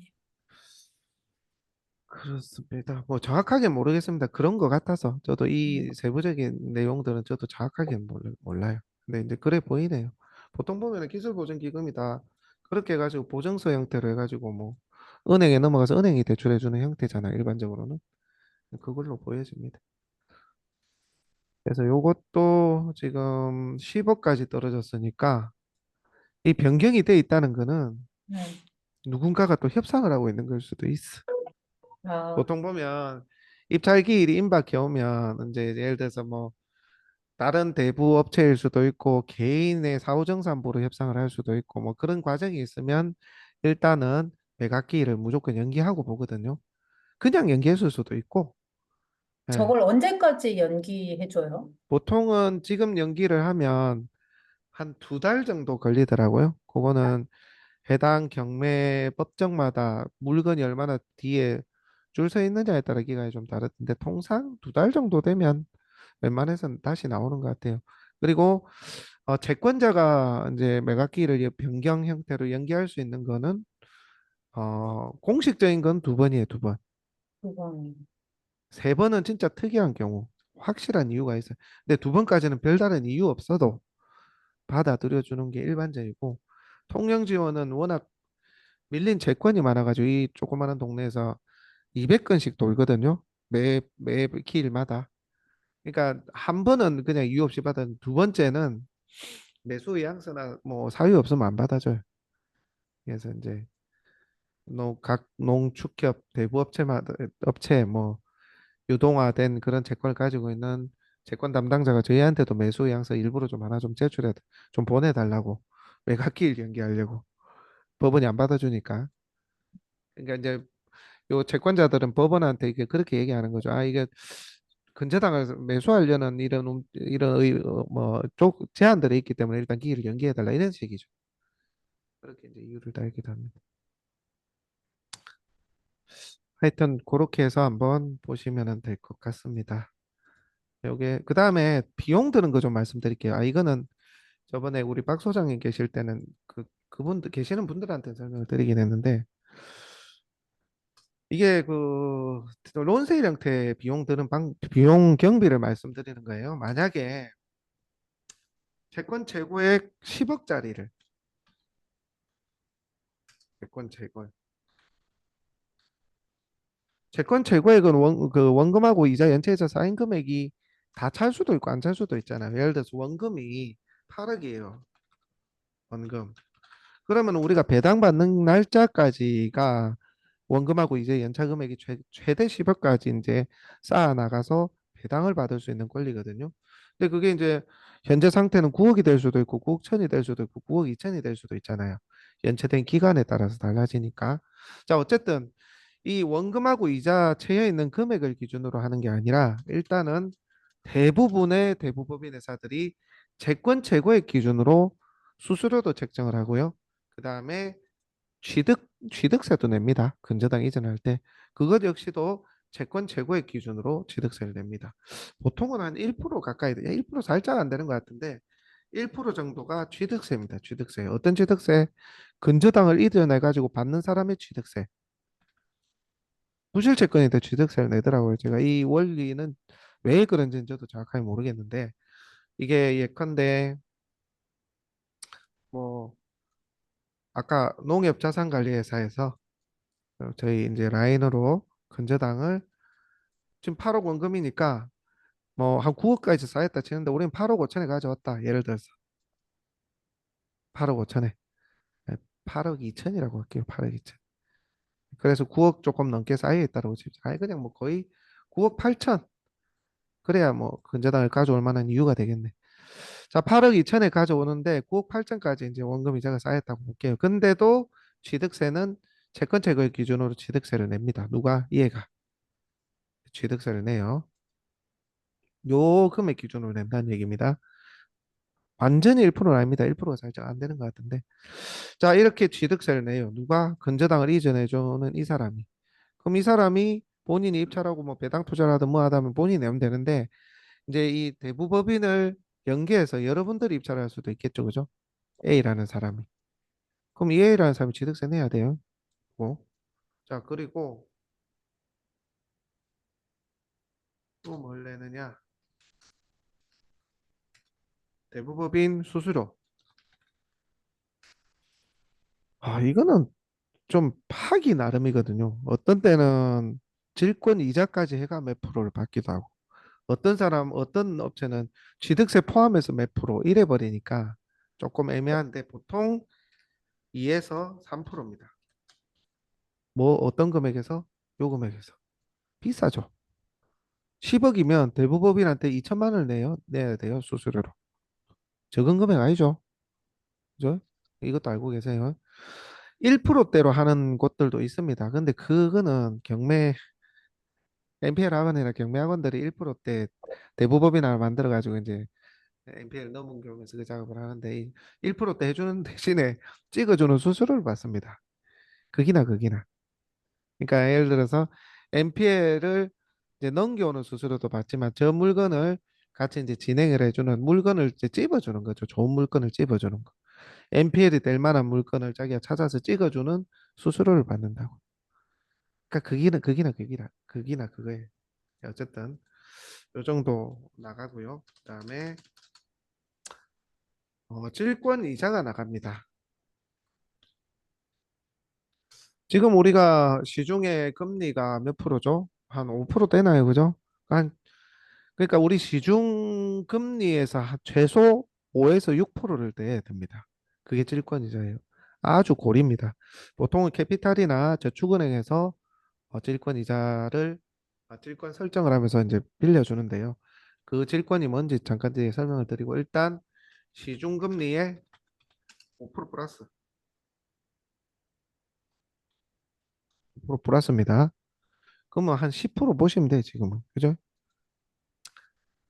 자, 이 질권이 뭐냐면 농협자산관리회사 여기에서 만약에 여러분들이 이제 대부법인하고 협의를 해가지고 요 근저당을 가져와가지고 뭐 높이 한번 들어가 보자. 그래서 뭐 나중에 양도세 절감도 하고 대출도 많이 받고 막 높게 들어가서 낙찰도 받고 합시다. 얘기가 됐어. 자, 그런데 이 근저당을 가져오려면 돈이 있어야 되잖아요. 아까 지금 얼마짜리야? 채권 최고액 10억짜리 원금 이자 상환기 꼭 8천이야. 얘를 갖다가 사올라 그러면 아까 8억 2천에 가져오기로 했다면서요. 그럼 이 8억 2천을 여기서 돈을 다 줘야 얘가 근저당을 넘겨주지. 그죠? 근데 이 넘겨 올 때에 이 근저당을 담보물로 해서 돈을 빌려주는 사람들이 또 있습니다. 그게 이제 질권 대출이라고 하는데요. 이 라인 자산관리에서 근저당을 가져와 놔놓고 A라는 사람이 나중에 경락되고 잔금 내는 거와는 별개예요, 별개. 별개의 일단 비용이 들어갈 수밖에 없어요. 왜? 근저당을 사오는 이제 론세일 형태이기 때문에. 그래서 질권 이제 대출을 받으면 연 10%라 지금 10%가 조금 아마 넘을 것 같은데 10%를 잡읍시다. 자, 그러면서 이 이제 진행되는 과정에 근저당을 이전해놔 놓고 라인에서 낙찰을 받든 뭐 A가 낙찰을 받든 서로 협의해서 본인이 높은 금액으로 입찰할 수도 있겠죠. 아니면 둘이서 협의를 해서 딴 사람이 제3자 C라는 사람이 이 물건이 좋아가지고 입찰을 할 수도 있겠죠. 그렇게 해서 낙찰이 되고 2주간의 기간 그리고 경락 잔금을 내는 시간 그리고 경락 잔금을 내고 나면 또 한 달 뒤에 배당 기일이 잡히죠. 그렇게 해서 통상 적게는 석 달, 많게는 넉 달이 걸립니다. 뭐가? 뭐가? 이 지금 근저당을 이전해 놔놓고 이 A라는 사람이 혹은 라인자산관리에서 이제 낙찰받고 잔금을 낼 수도 있겠죠. 자, 그렇게 하고 배당이 돼서 다시 이 라인자산관리가 배당금을 받는 데까지 서너 달 걸린다고. 만약에 A가 내든 라인이 내든 C라는 사람이 낙찰을 받든 간은 잔금을 낼 거 아닙니까? 잔금 내고 그 잔금이 법원에 배당이 법원에 이제 잔금을 받으면 법원에서 이제 배당을 먼저 해줄 거 아닙니까? 왜? 내가 근저당권자니까. 경매비 빼고는 내가 먼저 배당을 받을 거 아닙니까? 그 배당 받는 기간이 서너 달. 보통은 그리 걸린다는 거죠. 근저당을 넘겨놓고 막 이런 과정들이 이루어지니까 그런 거예요. 자, 그러면 이 기간 동안에 얼마를 빌려주느냐? 한 90%까지 빌려줘요. 8, 9, 72, 7억 몇천 빌려준다고. 누가? 저축은행이 캐피탈을 빌려주기도 하고. 근데 이 아들이 서너 달밖에 안 빌려줘. 그래서 비싼 거예요. 고리예요, 고리. 10%. 뭐 몇 년, 뭐, 그치, 이런 것도 없고, 그 중도 상환 수수료도 없어. 그냥 3, 4개월 빌려주니까 고리로 그냥 때리는 거예요. 근데 그걸 누가 내느냐? 얘가.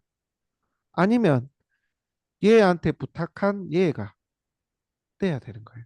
2, 3, 4, 한 4개월치의 이자를 내야 됩니다. 자, 그다음에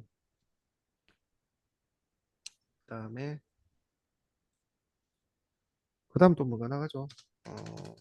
어. 자, 이게 이 90% 아까 저 90% 정도 많이 주면 90%까지 줘요. 이게 8억 2천에 90%. 그럼 나머지 10%는 만약에 90% 이제 여기 저축은행에서 대출이 나와가지고 여기서 근저당을 이전하려면 10%는 또 누군가가 내야 돼요. 라인이 내든 요 A 라인과 협의된 이 A라는 사람이 내든 그래야 100% 돈을 다 줄 거 아닙니까? 또 대출을 100%는 안 주거든요. 저축은행에서요. 8억 2천을 다 해주지 않고 한 90%까지는 해줘. 그래서 나머지 8,210% 정도는 또 내야 돼. 누가? 지금 A라는 사람이 여러분들이 만약에 론세일 해줘라고 저희뿐만 아니라 다른 대부법인에 요청을 할 때도 이 돈이 그대로 들어간다는 얘기예요. 자, 어떤 돈이? 근데 이거는 돌려받아. 나중에 요 배당 받으면 다 돌려받는데 어쨌든 한 서너 달 홀딩이 되는 겁니다. 얼마? 지금 근저당 이전에 10%, 이전 금액의 10%. 자, 이 정도는 여러분들이 한 3, 4개월 묶입니다. 3, 4개월. 3. 자, 이렇게 묶여요. 자, 이 돈도 또 필요하고, 그 다음 또 뭐가 필요할까? 또 뭐가 필요할까요? 여러분들이 만약에 의뢰를 줬다면, 여러분들이 지금 입찰할 거 아니에요. 입찰 보증금도 있어야 되고, 낙찰되면 대출을 받든 어쨌든 여러분들이 다 충당을 해야 돼. 그죠? 그러면 여러분들이 만약에 이런 과정을 안 거치고, 그냥 입찰을 하면 들어가는 비용 있잖아요. 최저가의 10%, 그다음 낙찰이 되면 낙찰 금액 잔금하고 대출을 껴서 하면 나머지 2, 30%는 여러분들 돈으로 낼 거 아닙니까? 그죠? 만약에 요거를 채권 재고액이 9억 8천이니까 한 9억 8천 써있다. 그러면 9억 8천에 70, 30%, 2, 30%는 여러분들 돈이 있어야 될 거 아닙니까? 나머지는 경락 대출 받더라도 그죠? 그 돈도 있어야 되죠. 그죠?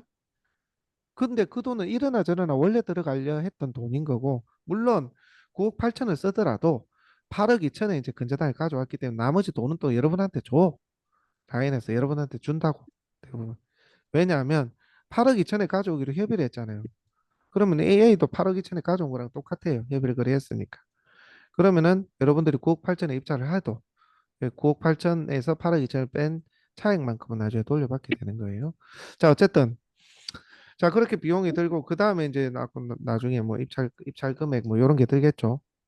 뭐 입찰 금액 30%. 이 금액들이 지금 다 듭니다. 제가 이거 다 지어 볼게요. 자, 그러면 이게 돈이 얼마 있어야 될까요? 봅시다.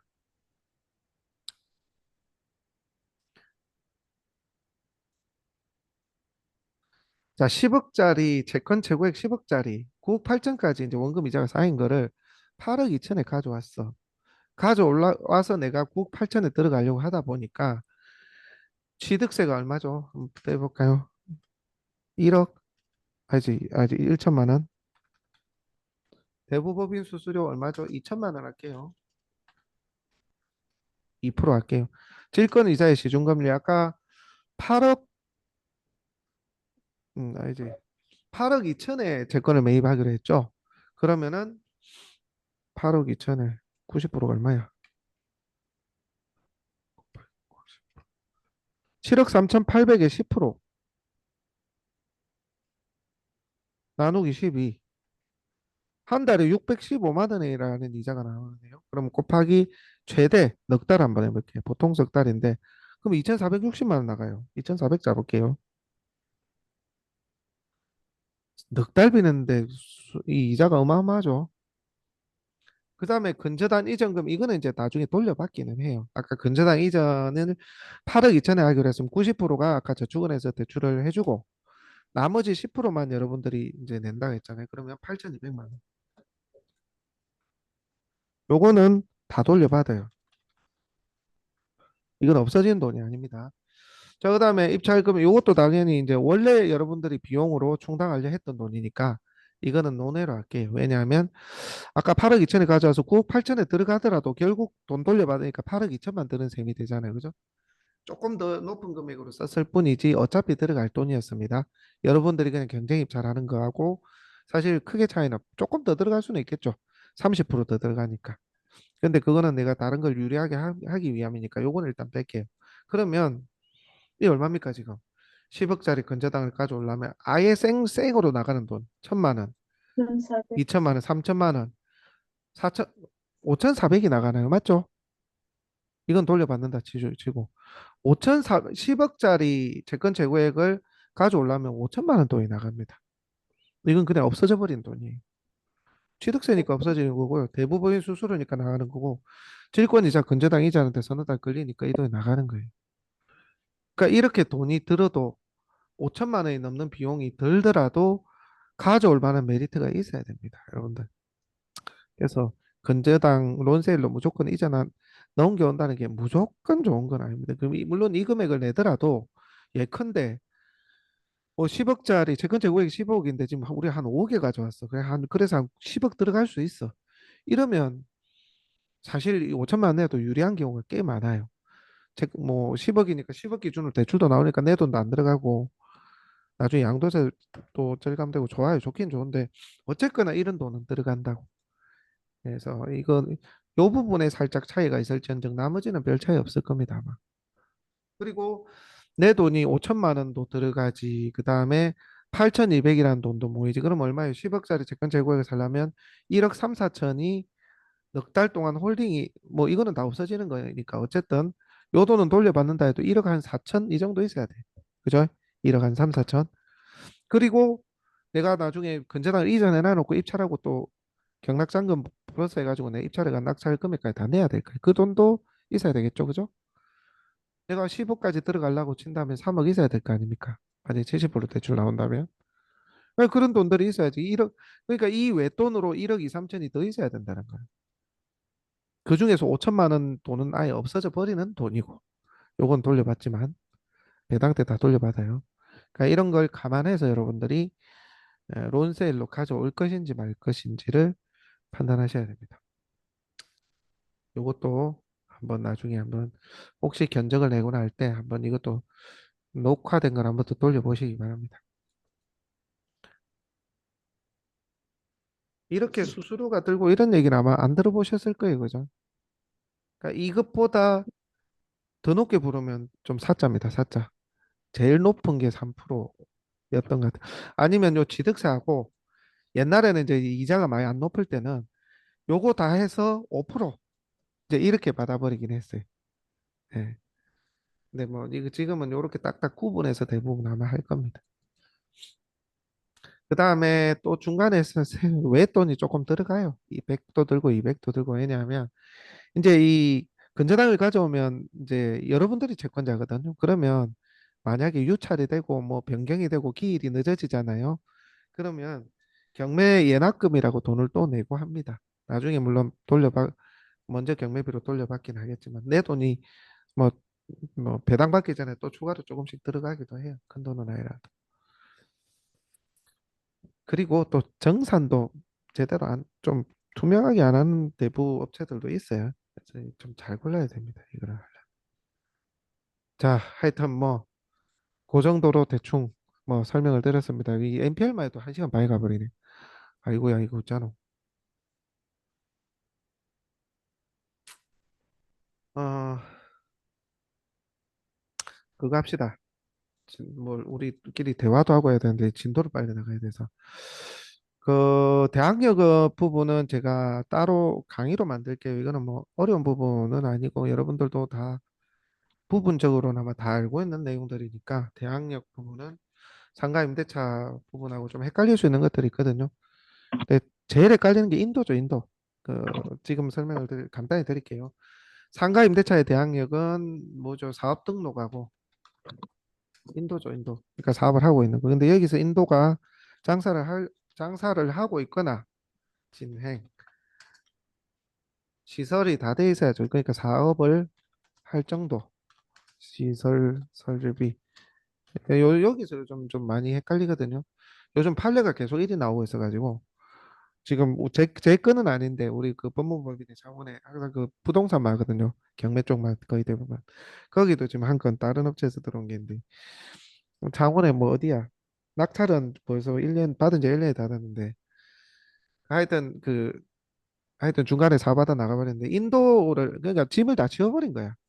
지워버리는데 이거를 과연 대항력이 인정이 되냐 부분 가지고 소송 들어갔더라고. 그러니까 이제 그 우리 쪽 변호사도 하는 얘기야. 요즘은 짐 치워버리고 그냥 누가 봐도 사업 안 하고 있다 하면 한번 걸만하다 하더라고.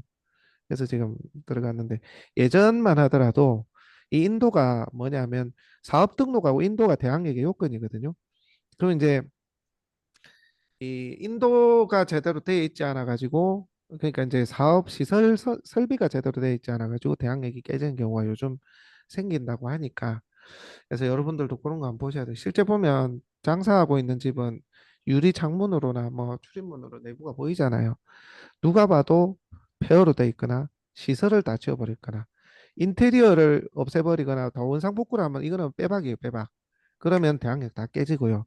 요즘은 시설만 다 지워버리고 아예 장사도 안 하는 듯한 예컨대 호프집인데 안에 주방 기계하고 테이블하고 다 치아 있어. 그 인테리어는 그대로 돼 있고. 그래도 이제 그러니까 대항력을 깰 만하다라고 얘기를 하거든요. 그래서 그런 것도 여러분들 한번 생각을 해보시면 좋을 것 같고 뭐 요즘 갑자기 생각이 들어서 말씀드렸습니다. 그다음에 그거 한번 봅시다, 여러분들. 임차권 등기 대항력 있는 임차입니다. 대항력 있는 임차인이 2년이 이제 경료되면 임차권 등기를 하죠. 등기를 하고 이제 전출하겠죠. 근데 그 뒤에 임차인이 들어와. 이런 경우 왕왕 있습니다. 특히 수도권이나 윗지방은 장난질을 하는 경우도 요즘 꽤 있는 것 같아요. 보면 임차권 등기를 하고 전출을 해 놓으니까 집은 비어 있지. 그러니까 그 뒤에 임대인이 임차인을 들이거나 임대인이 아니라 하더라도 임대인의 이해관계인이 임차인인 척 들어와서 이사비를 달라는 경우도 꽤 있습니다. 자, 이런 경우는 여러분들 뭐 아시는 분도 아시겠지만 임차권 등기가 돼 있고 집이 비어 있다면 임대인하고 또 다른 계약을 체결해서 그 뒤에 임차인이 들어오면 최우선 변제권은 인정이 안 되죠. 그거는 인정이 안 되는데 요즘 판례가 보니까 저는 이게 이해가 안 되긴 안 되는데 요즘 판례가 만약에 그 뒤에 임차인이 대항력의 요건을 갖췄다면 예컨대 어 이 임차권 등기를 하고, 그죠? 그 다음에 그 뒤에 뭐 아무것도 없어. 그리고 이 사람이 이제 강제 경매를 넣은 거지. 그죠? 자, 여기 강제 경매를 넣으면 중간에 아무것도 없으니까 요게 지금 말소 기준이잖아요. 이 사이에 지금 요 임차인이 들어온 거야. 그럼 대항력이 이제 순위로 보면 있는 거죠. 그죠? 이게 말소 기준 걸리니까. 이런 경우에는 임차인이 이제 대항력은 인정이 된다는 판례입니다. 그리고 뭐 우선 변제권도 인정이 돼야 된다라는 말들이 있고 대항력은 확실히 인정이 돼요. 그래서 이것도 좀 하여튼 뭐 한동안 논란이 좀 되긴 했는데 왜냐하면 그 뒤에 임차인은 최우선 변제권이 없다라는 판시만 있었다가 지금은 어 뭐 인정이 된다라는 것들이 있으니까 그것도 좀 참고를 해주죠. 근데 이런 경우가 잘 없잖아요. 그러니까 자꾸 이제 어려운 사례를 만들어내니까 이제 이런 게 좀 말이 나오는데 임차권 등기한 뒤에 그 뒤에 임차인이 정상적인 임차인이 누가 들어와서 또 그렇게 해서 이삼이나 받으려고 작업치는 거지. 그죠? 그래서 이제 대항력을 가지고 이제 주장을 할 때는 이해관계인으로 추정이 된다 하면 그 대항력을 감안하고 낮게 들어가 가지고 한번 싸워보면 되죠. 그죠? 지들끼리 주고받은 돈 차임 준 거 있어야 되고 보증금 넣은 거 있어야 되고 그렇게 한번 싸워볼 만하죠. 그건 저희가 소송 넣어야 되는 거죠? 소송을 넣어야 사실 확인을 그러니까 뭐 사실 조회를 할 수가 있기 때문에 그 외에는 강제하여 뭐 조사를 할 수가 없잖아요. 소송 넣어야 됩니다.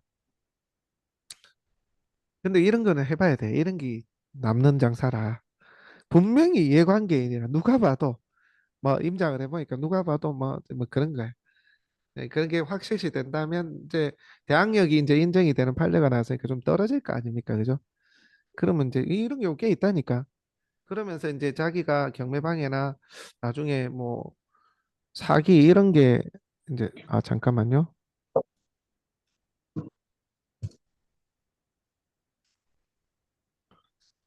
사기나 이런 것들에 이제 그게 될 수도 있으니까 좀 조심스러우면서 이제 뭐 보증금 소액인 척하면서 그렇게 하는 경우가 꽤 있거든요. 그래서 어쨌든 대항력과 우선 변제권 인정이 된다는 얘기들이고요. 그 다음에 전세권 이후에 전세권 이런 경우도 있죠. 전세권 설정 등기 이후에 임차권 이제 이게 원래는 안 됩니다. 같은 물권적 권리이기 때문에 근데 이제 전세권 설정 등기를 해놨는데 이제 계약 기간이 지났거나 그러면 이제 담보적 성격밖에 없으니까 이후에 이제 임차권은 된다라고 하긴 하거든요. 그런 것도 좀 참고를 해주면 될 것 같고요. 그 다음에 임차권 등기 이후에 임차권 등기도 되대요. 이 뒤에 진성 임차인이다. 이게 만약에 이 사람도 이제 2년이 경료돼가지고 이 사람도 이제 보증금을 받아야 또 못 받는다. 그러면 이것도 이제 임차권 등기가 되긴 돼요. 예. 그리고 어, 전세권 설정 등기인 경우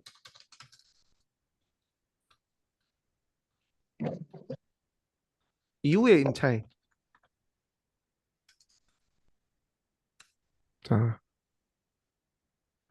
자 이런 경우에는 이제 이 뒤에 임차인은 전세권 설정 등기에 기해서 이제 경매가 되면 이 임차인은 대항력이 있으니까 대항력이 없어지니까 별 문제는 없습니다. 없고 그 다음에 뭐 만약에 이 임차인이 소액 임차인인 경우 최우선 변제권을 가지고 있다고 하긴 하거든요. 제가 뭐 이런 거에 가지고 부딪혀 보진 않았는데 그래서 이제 보통 보면은 대부업체가 주로 하더라 아닙니까? 전세권 설정 해놓고 500만 원, 200만 원 그 전세권 설정을 따로 또 해놓잖아요, 그죠? 최우선 변제금 누가 빼갈까 봐 누가 들어와서 이제 우기면 그래 할까 이제 해놓은 건데 그 다음에 그 다음 또 뭐가 있을까요? 음, 임차권 등기 이후 전세권 설정 등기. 그러면 이럴 경우에는 어떻게 되지? 잠깐만요.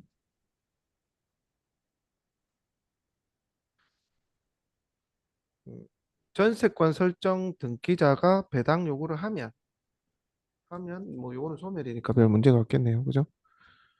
그다음에 또 어떤 경우가 있을까요? 어, 전세권 설정 등기자가 배당 요구를 이제 안 하게 되면 인수가 되겠죠. 보통은 이렇게 된 경우에는 요 전세권 설정 등기에 의해서 경매를 넣지 않거나 배당 요구를 안 하면 그죠? 보통 뭐 이게 이제 강제 경매 형태로 진행이 되겠죠. 얘가 배당 요구를 안 하면 인수가 되겠네, 그죠? 저도 이거 한 번씩 하다 보니까 헷갈려서 이제 이게 이 둘 차이는 그겁니다. 임차권 등기하고 전세권 설정 등기는 임차권 등기는 이제 그 뒤에 있는 임차인이 소액 임차인의 최우선 변제권은 행사할 수가 없으나 이제 대항력의 요건을 갖춘다면 대항력과 그다음에 우선 변제권은 인정이 된다는 얘기고요.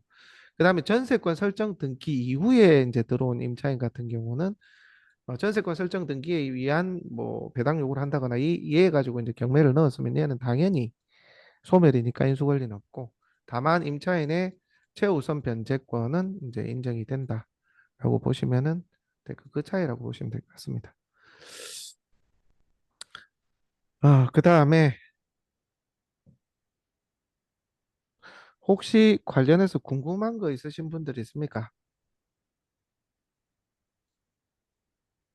혹시 없어요? 자, 그러면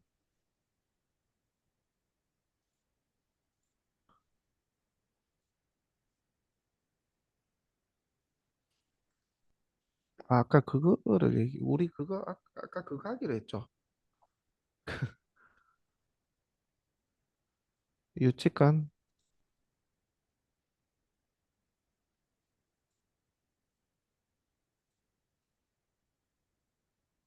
요거 요게 지금 33%씩 떨어졌는데 사실 제가 잠깐만요. 아이고 제가 10분 있다 나가봐야 되겠네요. 네. 하여튼 요게 34%까지 떨어졌는데 사실 이 위치가 별로 안 좋아요. 저는 이런 위치 별로 안 좋아하는데 옛날에 지금 하여튼 뭐 좀 변두리 쪽에 저 약간 중턱 쪽에 오래된 집들을 이제 허물고 이제 빌라를 만들었는데 요거를 이제 가보니까 저희 이제 실제 투자 기초반 하시는 분들이 있는데요. 한 30분 상담하고 하더니 포기를 하더라고. 그러니까 이제 거기서는 실제 이 유치 금액이 공사 대금이 맞다는 걸 이제 구구절절 증빙을 하니까 거기에 이제 자신감을 잃는 건데 저도 이제 신경 안 쓰고 있다 많이 떨어지니까 제가 안 보고 왔어요. 보고 왔는데 일단은 여러분들 그 유치권에 이제 뭐랄까 유치권이 인정이 되려면 일단 뭐 어디서 깨지냐면 이제 점유에서 대부분 다 깨지거든요. 점유. 그리고 보통 뭐 고시에서도 이제 깨지기도 하고 지금 보면은 사실 고지를 안 하고 있잖아요. 첫 번째로 이게 지금 그 해당 채권자 측에서 유치권 인정 안 된다라고 이제 뭐 해놓긴 했는데 자기의 7억 3천인가 그렇게 이제 그냥 뭐 유치권 신고서만 하고 다른 내용도 없습니다. 지금 보면은 이게 지금 그 감정평가서 당시에 이제 사진이잖아요. 그럼 외부도 그렇고 각 내부도 이 안에 이제 각 호실별로 다 찍혀 문을 열어줬거든요. 다 열어줬다니 각 호실별로 이게 다 따로 찍혀 있습니다. 어떤 고지나 안내 유치권을 주장하고 있다는 그런 공시 내용이 없습니다. 그것만 봐도 사실은 깨질 확률이 매우 높은데 이 사람은 한다는 얘기가 자기가 열쇠를 다 갖고 그러니까 열쇠 비번을 다 알고 있대요. 그러니까 여기 밑에 보면 있나? 아, 그러니까 자기가 각 호실마다 사람을 다 넣어놓고 누가 보더라도 직접 점유를 하고 있어야 됩니다. 요거는 저희가 유치권을 워낙 많이 다루고 소송 사례를 또 많이 보고 다른 사건까지도 저희가 진행되는 걸 많이 보면서 장담컨대 이렇게 주장하면 다 깨집니다. 근데 이제 우리가 이제 걱정이 되는 것은 깨지는 건 깨지는 거 소송을 가야 되는 거 아니냐라고 할 수가 있는데 이거 지금 출입문 쪽에 보면 내가 가보니까 출입문 4321이 요것도 코컴이 원래 초기 번호가 4321이거든요. 안 되더라고. 그럼 바꿔놨다는 얘기야.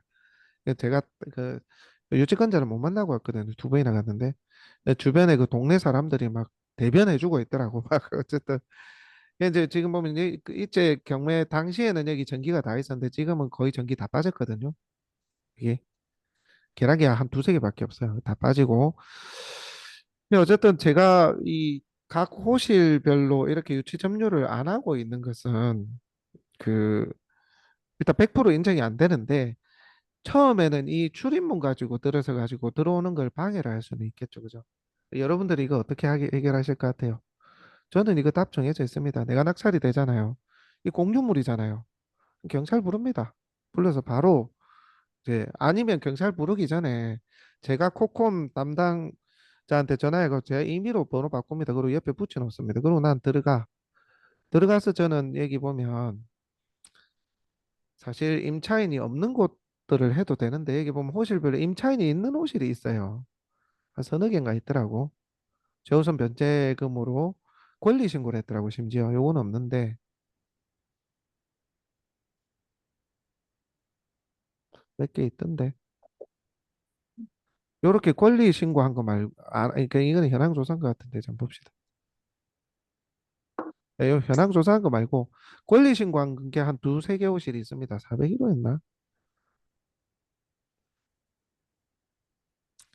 자, 요거 보시면 저 임차인 있잖아요. 근데 이게 매각물건 명세서 이게 현황 조사인지 권리 신고인지 봐야 되겠죠? 권리 신고했어. 그러면 지들끼리 짜든 어쨌든 임대차 계약서가 있다는 거 아닙니까? 그죠? 임대차 음, 기간도 있는 거고. 이 기간 동안 자기가 점유 안 했다는 얘기잖아요. 그죠? 그럼 다 깨지지. 근데 이런 걸 못 들어가고 있어. 왜냐하면 입구에서 구구절절 방어를 하고 있습니다. 네가 낙찰을 받으면 이걸 못 쓰니 저걸 못 쓰니 소송을 해도 뭐, 뭐, 준비가 다 돼 있는 양소라는 그러니까 못 하는 거예요. 그러니까 이런 것들을 겁내는 사람이 있으니까 먹는 사람은 먹는 건데 사실 이게 내가 별로 좋아하는 물건이 아니라서 안 들어갔는데 어쨌든 유치권은 인정이 안 되고요. 예, 처음에 그냥 뭐 사실 무력으로 깨버리고 열고 들어가 버리면 이제 된다고 보거든요. 그거는 사실은 유치권도 강제로 뺏는 것도 인정이 됩니다. 그러니까 이제 점유를 하고 있는 거 말고 유치에 대한 부분이 모호하거나 그럴 때는 그 유치를 강제 침탈해도 유치권이 깨집니다. 깨지는데 이제 만약에 점유를 하고 있는데 무력으로 이제 드러낸다 그러면 안 되거든요. 점유의 권을 정확하게 가지고. 근데 지금 같은 경우는 비밀 비밀번호만 알고 있고 유치 점유를 아무도 안 하고 있는 게 확실시가 돼 있잖아요. 현황조사서 내용에도 그렇고. 저 같은 경우는 이 출입문에 비번 담당자 코콤 담당자 불러 바꾸고 저는 들어가서 문 열어버리고 그냥 비번 바꿔버립니다. 그리고 인도 끝. 그러면 이제 상대방이 유치권이 인정된다고 해서 우리가 점유하고 있는 것을 자기가 근거로 깨야 됩니다. 그렇게 이제 붙어줘야 돼요. 각 호실에 다 점유하고 있는 사람이 있다면 얘기가 달라지는데 그렇게 하면 되죠. 그러니까 이게 의외로 간단한데 사실 이제 유치권으로 한번 부딪혀 보신 분들은 이게 이제 다 아실 수가 있는데 그리고 이제 그렇게 생각해도 돼. 7억 3천이면 그렇게도 생각해 보세요. 나이 부딪히는 것도 싫고 최악의 악의 경우가 발생을 했다 치면 7억 3천이 이게 15세대거든요. 7억 3천 나누기 15 하면 4,800 더하면 돼요. 그게 얼마예요? 최악의 경우를 생각해 봅시다. 4,800 더하면 얼마예요? 8,800입니까? 이 금액으로 받으면 괜찮은지도 안 보시라고. 하도 이제 유치권에 대해서 이제 그런 걸 겁내시는 분들이 많으니까 이거 거짓말일 경우가 공사 대금은 맞을 수가 있는데 부풀린 거고요. 저희가 유치권을 하도 이제 많이 보잖아요. 대부분 많이 부풀린 거고 이제 100번 양보해서 안 부풀렸다 치더라도 그렇게 계산하고 들어가 보셔도 된다는 얘기입니다. 어쨌든 내가 현장 다녀오면서 와 이렇게 허술하게 유치권을 주장하는데도 말빨로 가지고 사람들 다 밀어내고 있구나. 사람들 보면 많이 온다 하더라고요. 오는 사람마다 그 동네 주민 얘기로는 다 이제 그냥 간대요. 그 또 뭐 살짝 협박 공갈 비슷하게 하고 하는 모양이더라고요. 입구에 앉아 있는 거지.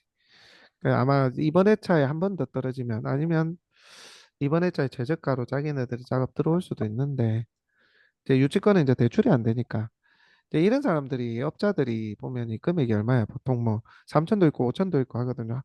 15세대 합하면 금액이 그것도 꽤 되잖아요. 대출이 안 되니까. 그래서 이제 투자자를 모집하거든요, 이 사람들이. 그러니까 안 모이면 모이는 금액만큼만 밖에 입찰을 못 해.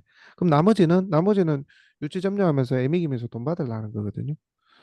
그런 거 겁내면 안 돼. 오히려 무식하게 그냥 받아놓고 고민하면 해결이 될 수도 있습니다. 유치권의 성립 요건을 전혀 충족 못하고 있으니까. 유치권의 성립 요건은 뭐 아시는 분은 다 아시겠지만 일단 공사 대금이어야 되고요. 그죠? 해당 부동산. 근데 여기서 우리가 많이 착각을 해. 공사 대금은 맞는 경우도 많아요. 금액이 부풀려졌을 뿐이지. 끝에 못 받는 경우도 꽤 많잖아요. 그게 1억이면 5억, 10억으로 신고를 하는 거예요. 그러니까 공사 대금이 맞다고 주장만 하면 이제 그것에 유치권인갑다 이러고 다 돌아선다고. 그다음에 그 뭐 변제기. 보통은 준공하면 돈 줄게 이리 협의하잖아요. 그러니까 이제 준공하면 일반적으로 변제기가 되는 거는 맞고 또 공사가 완료가 돼야 돼요. 안 된 거는 이제 변제기가 그러니까 공사 완료되면 돈 줄게라는 그런 협약이 일반적으로 있는데 그 협약대로 공사가 다 되고 나서 청구를 할 수 있는 겁니다. 그게 이제 변제기를 하는 거고요. 그 다음에 점유. 언제부터? 경매기 기입 등기 이전부터. 근데 감정평가 현황 조사에 그런 내용이 없잖아요. 이 점유에서 그냥 점유가 아니고 완전한 점유입니다.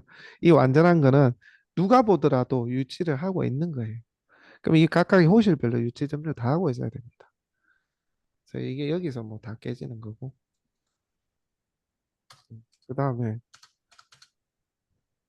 그 다음에 뭐가 있죠? 하나 더 있는데 생각이 안 나네. 뭐 보통은 여기서 다 고지, 예? 하- 공시. 공시도 맞긴 해.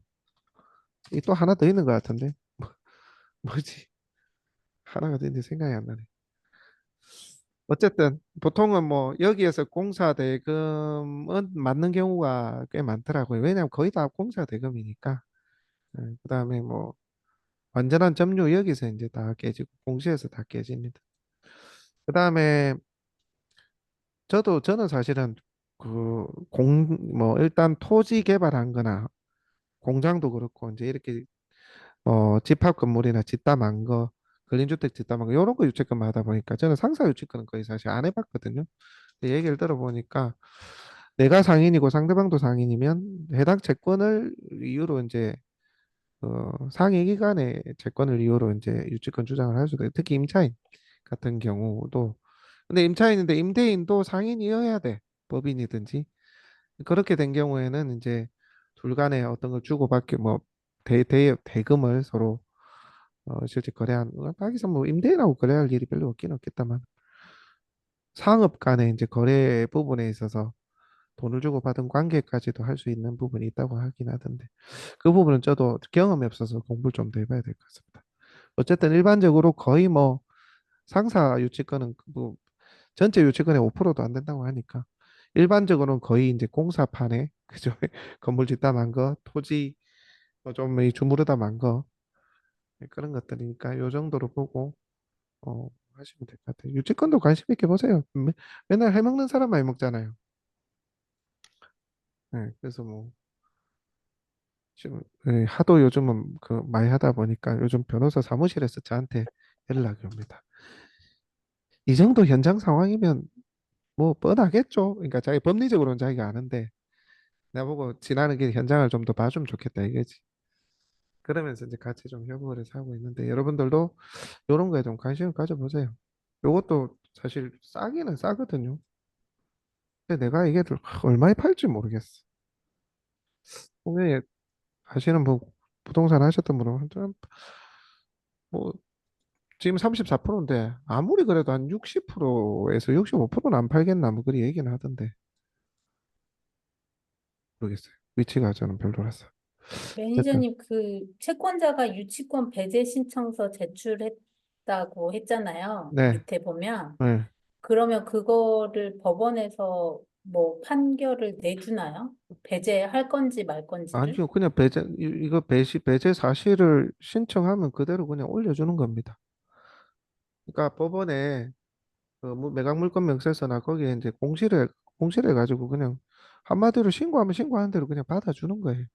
법적인 효력이 있는 게 아니라. 유치권 신고도 지금 본인이 유치권이 인정되는지 여부는 우리가 따로 따져야 되잖아요. 또 마찬가지예요. 배제 신고도. 예. 그래서 이건 별 그 의미가 없습니다.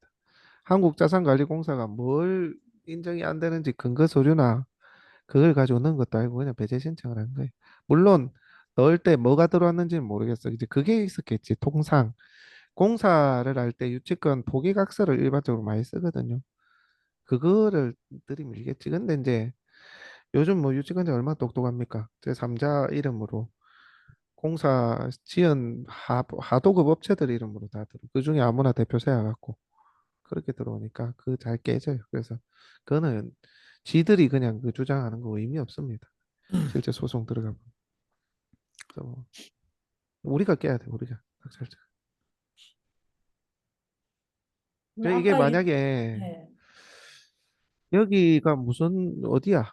온천 새마을금고가 새마을금고 보통은 이제 자기네들 유치권 배제 신청을 할 게 아니고 유치권 부존재 소송 들어오거든요. 이걸 경매로 넣는 게 아니고. 근데 이제 자기네들도 뭐 근거가 확실히 없거나 이게 지금 못 깨겠다 뭐 그런 게 있었겠죠. 제 생각에는 그래요. 근데 뭐 좀 경매 기입된 게 그 언제부터 됐지? 그죠? 22년이면 충분히 시간이 있었겠구만. 좀 다투다가 소송을 하려 했는지는 모르겠지만 그런 거 아닐까 싶기도 하고 뭐 그러네요. 이 보존제소 그 제기 안 하냐 하니까 농협자산관리회사에. 예. 근데 그 일일이 어떻게 다 하냐 이런 식으로 이야기하던데 거기서. 물건이 좋으면 해야죠. 돈이 채권을 많이 물론 채권이 많으면 안 할 수도 있지만 그거는 저거 핑계입니다. 예를 들어서 지금 이 같은 경우 합산 금액이 얼마겠습니까? 하나 깨면 이익이 확실히 보장이 되는데 그걸 안 하겠어요? 물론 짜잘한 건 안 할 수도 있지. 근데 보통 공사대금 채권이나 유치권이 좀 덩어리가 있더라 아닙니까? 근데 그 중에서 이제 요즘 만만한 숙박이나 많이 떨어져 이런 건 안 할 수도 있겠죠. 그리고 채권이 많으면 농협자산관리에서는 그럴 수도 있겠다. 근데 개인이 가지고 있는 그 이금융권에서 가지고 있는 채권은 좀 자기가 어떻게든 해결을 보려고 하더라고 대부분은. 근데 뭐 그것도 해야지 왜 안 해? 뻥이 뻥. 옛날에는 맨날 다 넣고 하더만은 요즘은 워낙 많아서 그럴 수도 있긴 합니다. 실제까지 근데 뭐 많아서. 받는 사람은 그냥 받아보면은 뭐 어차피 받고 나면은 자기들 소관이 아니니까 뭐. 그렇죠. 그래서 그러면 근데 이제 낙찰이 안 들어가니까 문제지. 예. 그러니까 이제 그런 것도 있는 것 같아. 아, 경매 어디 뭐 학원이 너희들 똑똑한 데서 좀 물어가라 이런 거 있잖아요. 약간 니 예. 혼자 다 물어. 이제 그렇게를 기대할 수도 있죠. 요즘은 뭐 특수 물건도 들어오고 종종 들어오고 하니까. 아, 저는 짜죠. 가야 되겠는데 더 해야 되는데 하도 막. 안녕하세요. 아, 오라고 지금 내 시내를 가야 되거든요 지금. 아, 하여튼 다음에 하셔야죠. 아유, 고생하셨어요. 수고하셨습니다. 네. 수고하셨습니다. 제가 오늘 같이 얘기도 감사합니다. 못하고 일단 다음 주에 오늘 무슨 요일이고 하여튼 뭐 이번 주 안에 하든지 다음 주에 한 번 더 합시다. 지금 설명을 너무 많이 못한 것 같아서. 수고하셨습니다. 알겠습니다. 오늘 여기까지 하고 녹화분은 제가 올려놓도록 할게요. 네, 궁금한 거는 따로 감사합니다. 남겨두세요. 감사합니다. 수고하셨습니다. 고생하셨습니다. 네.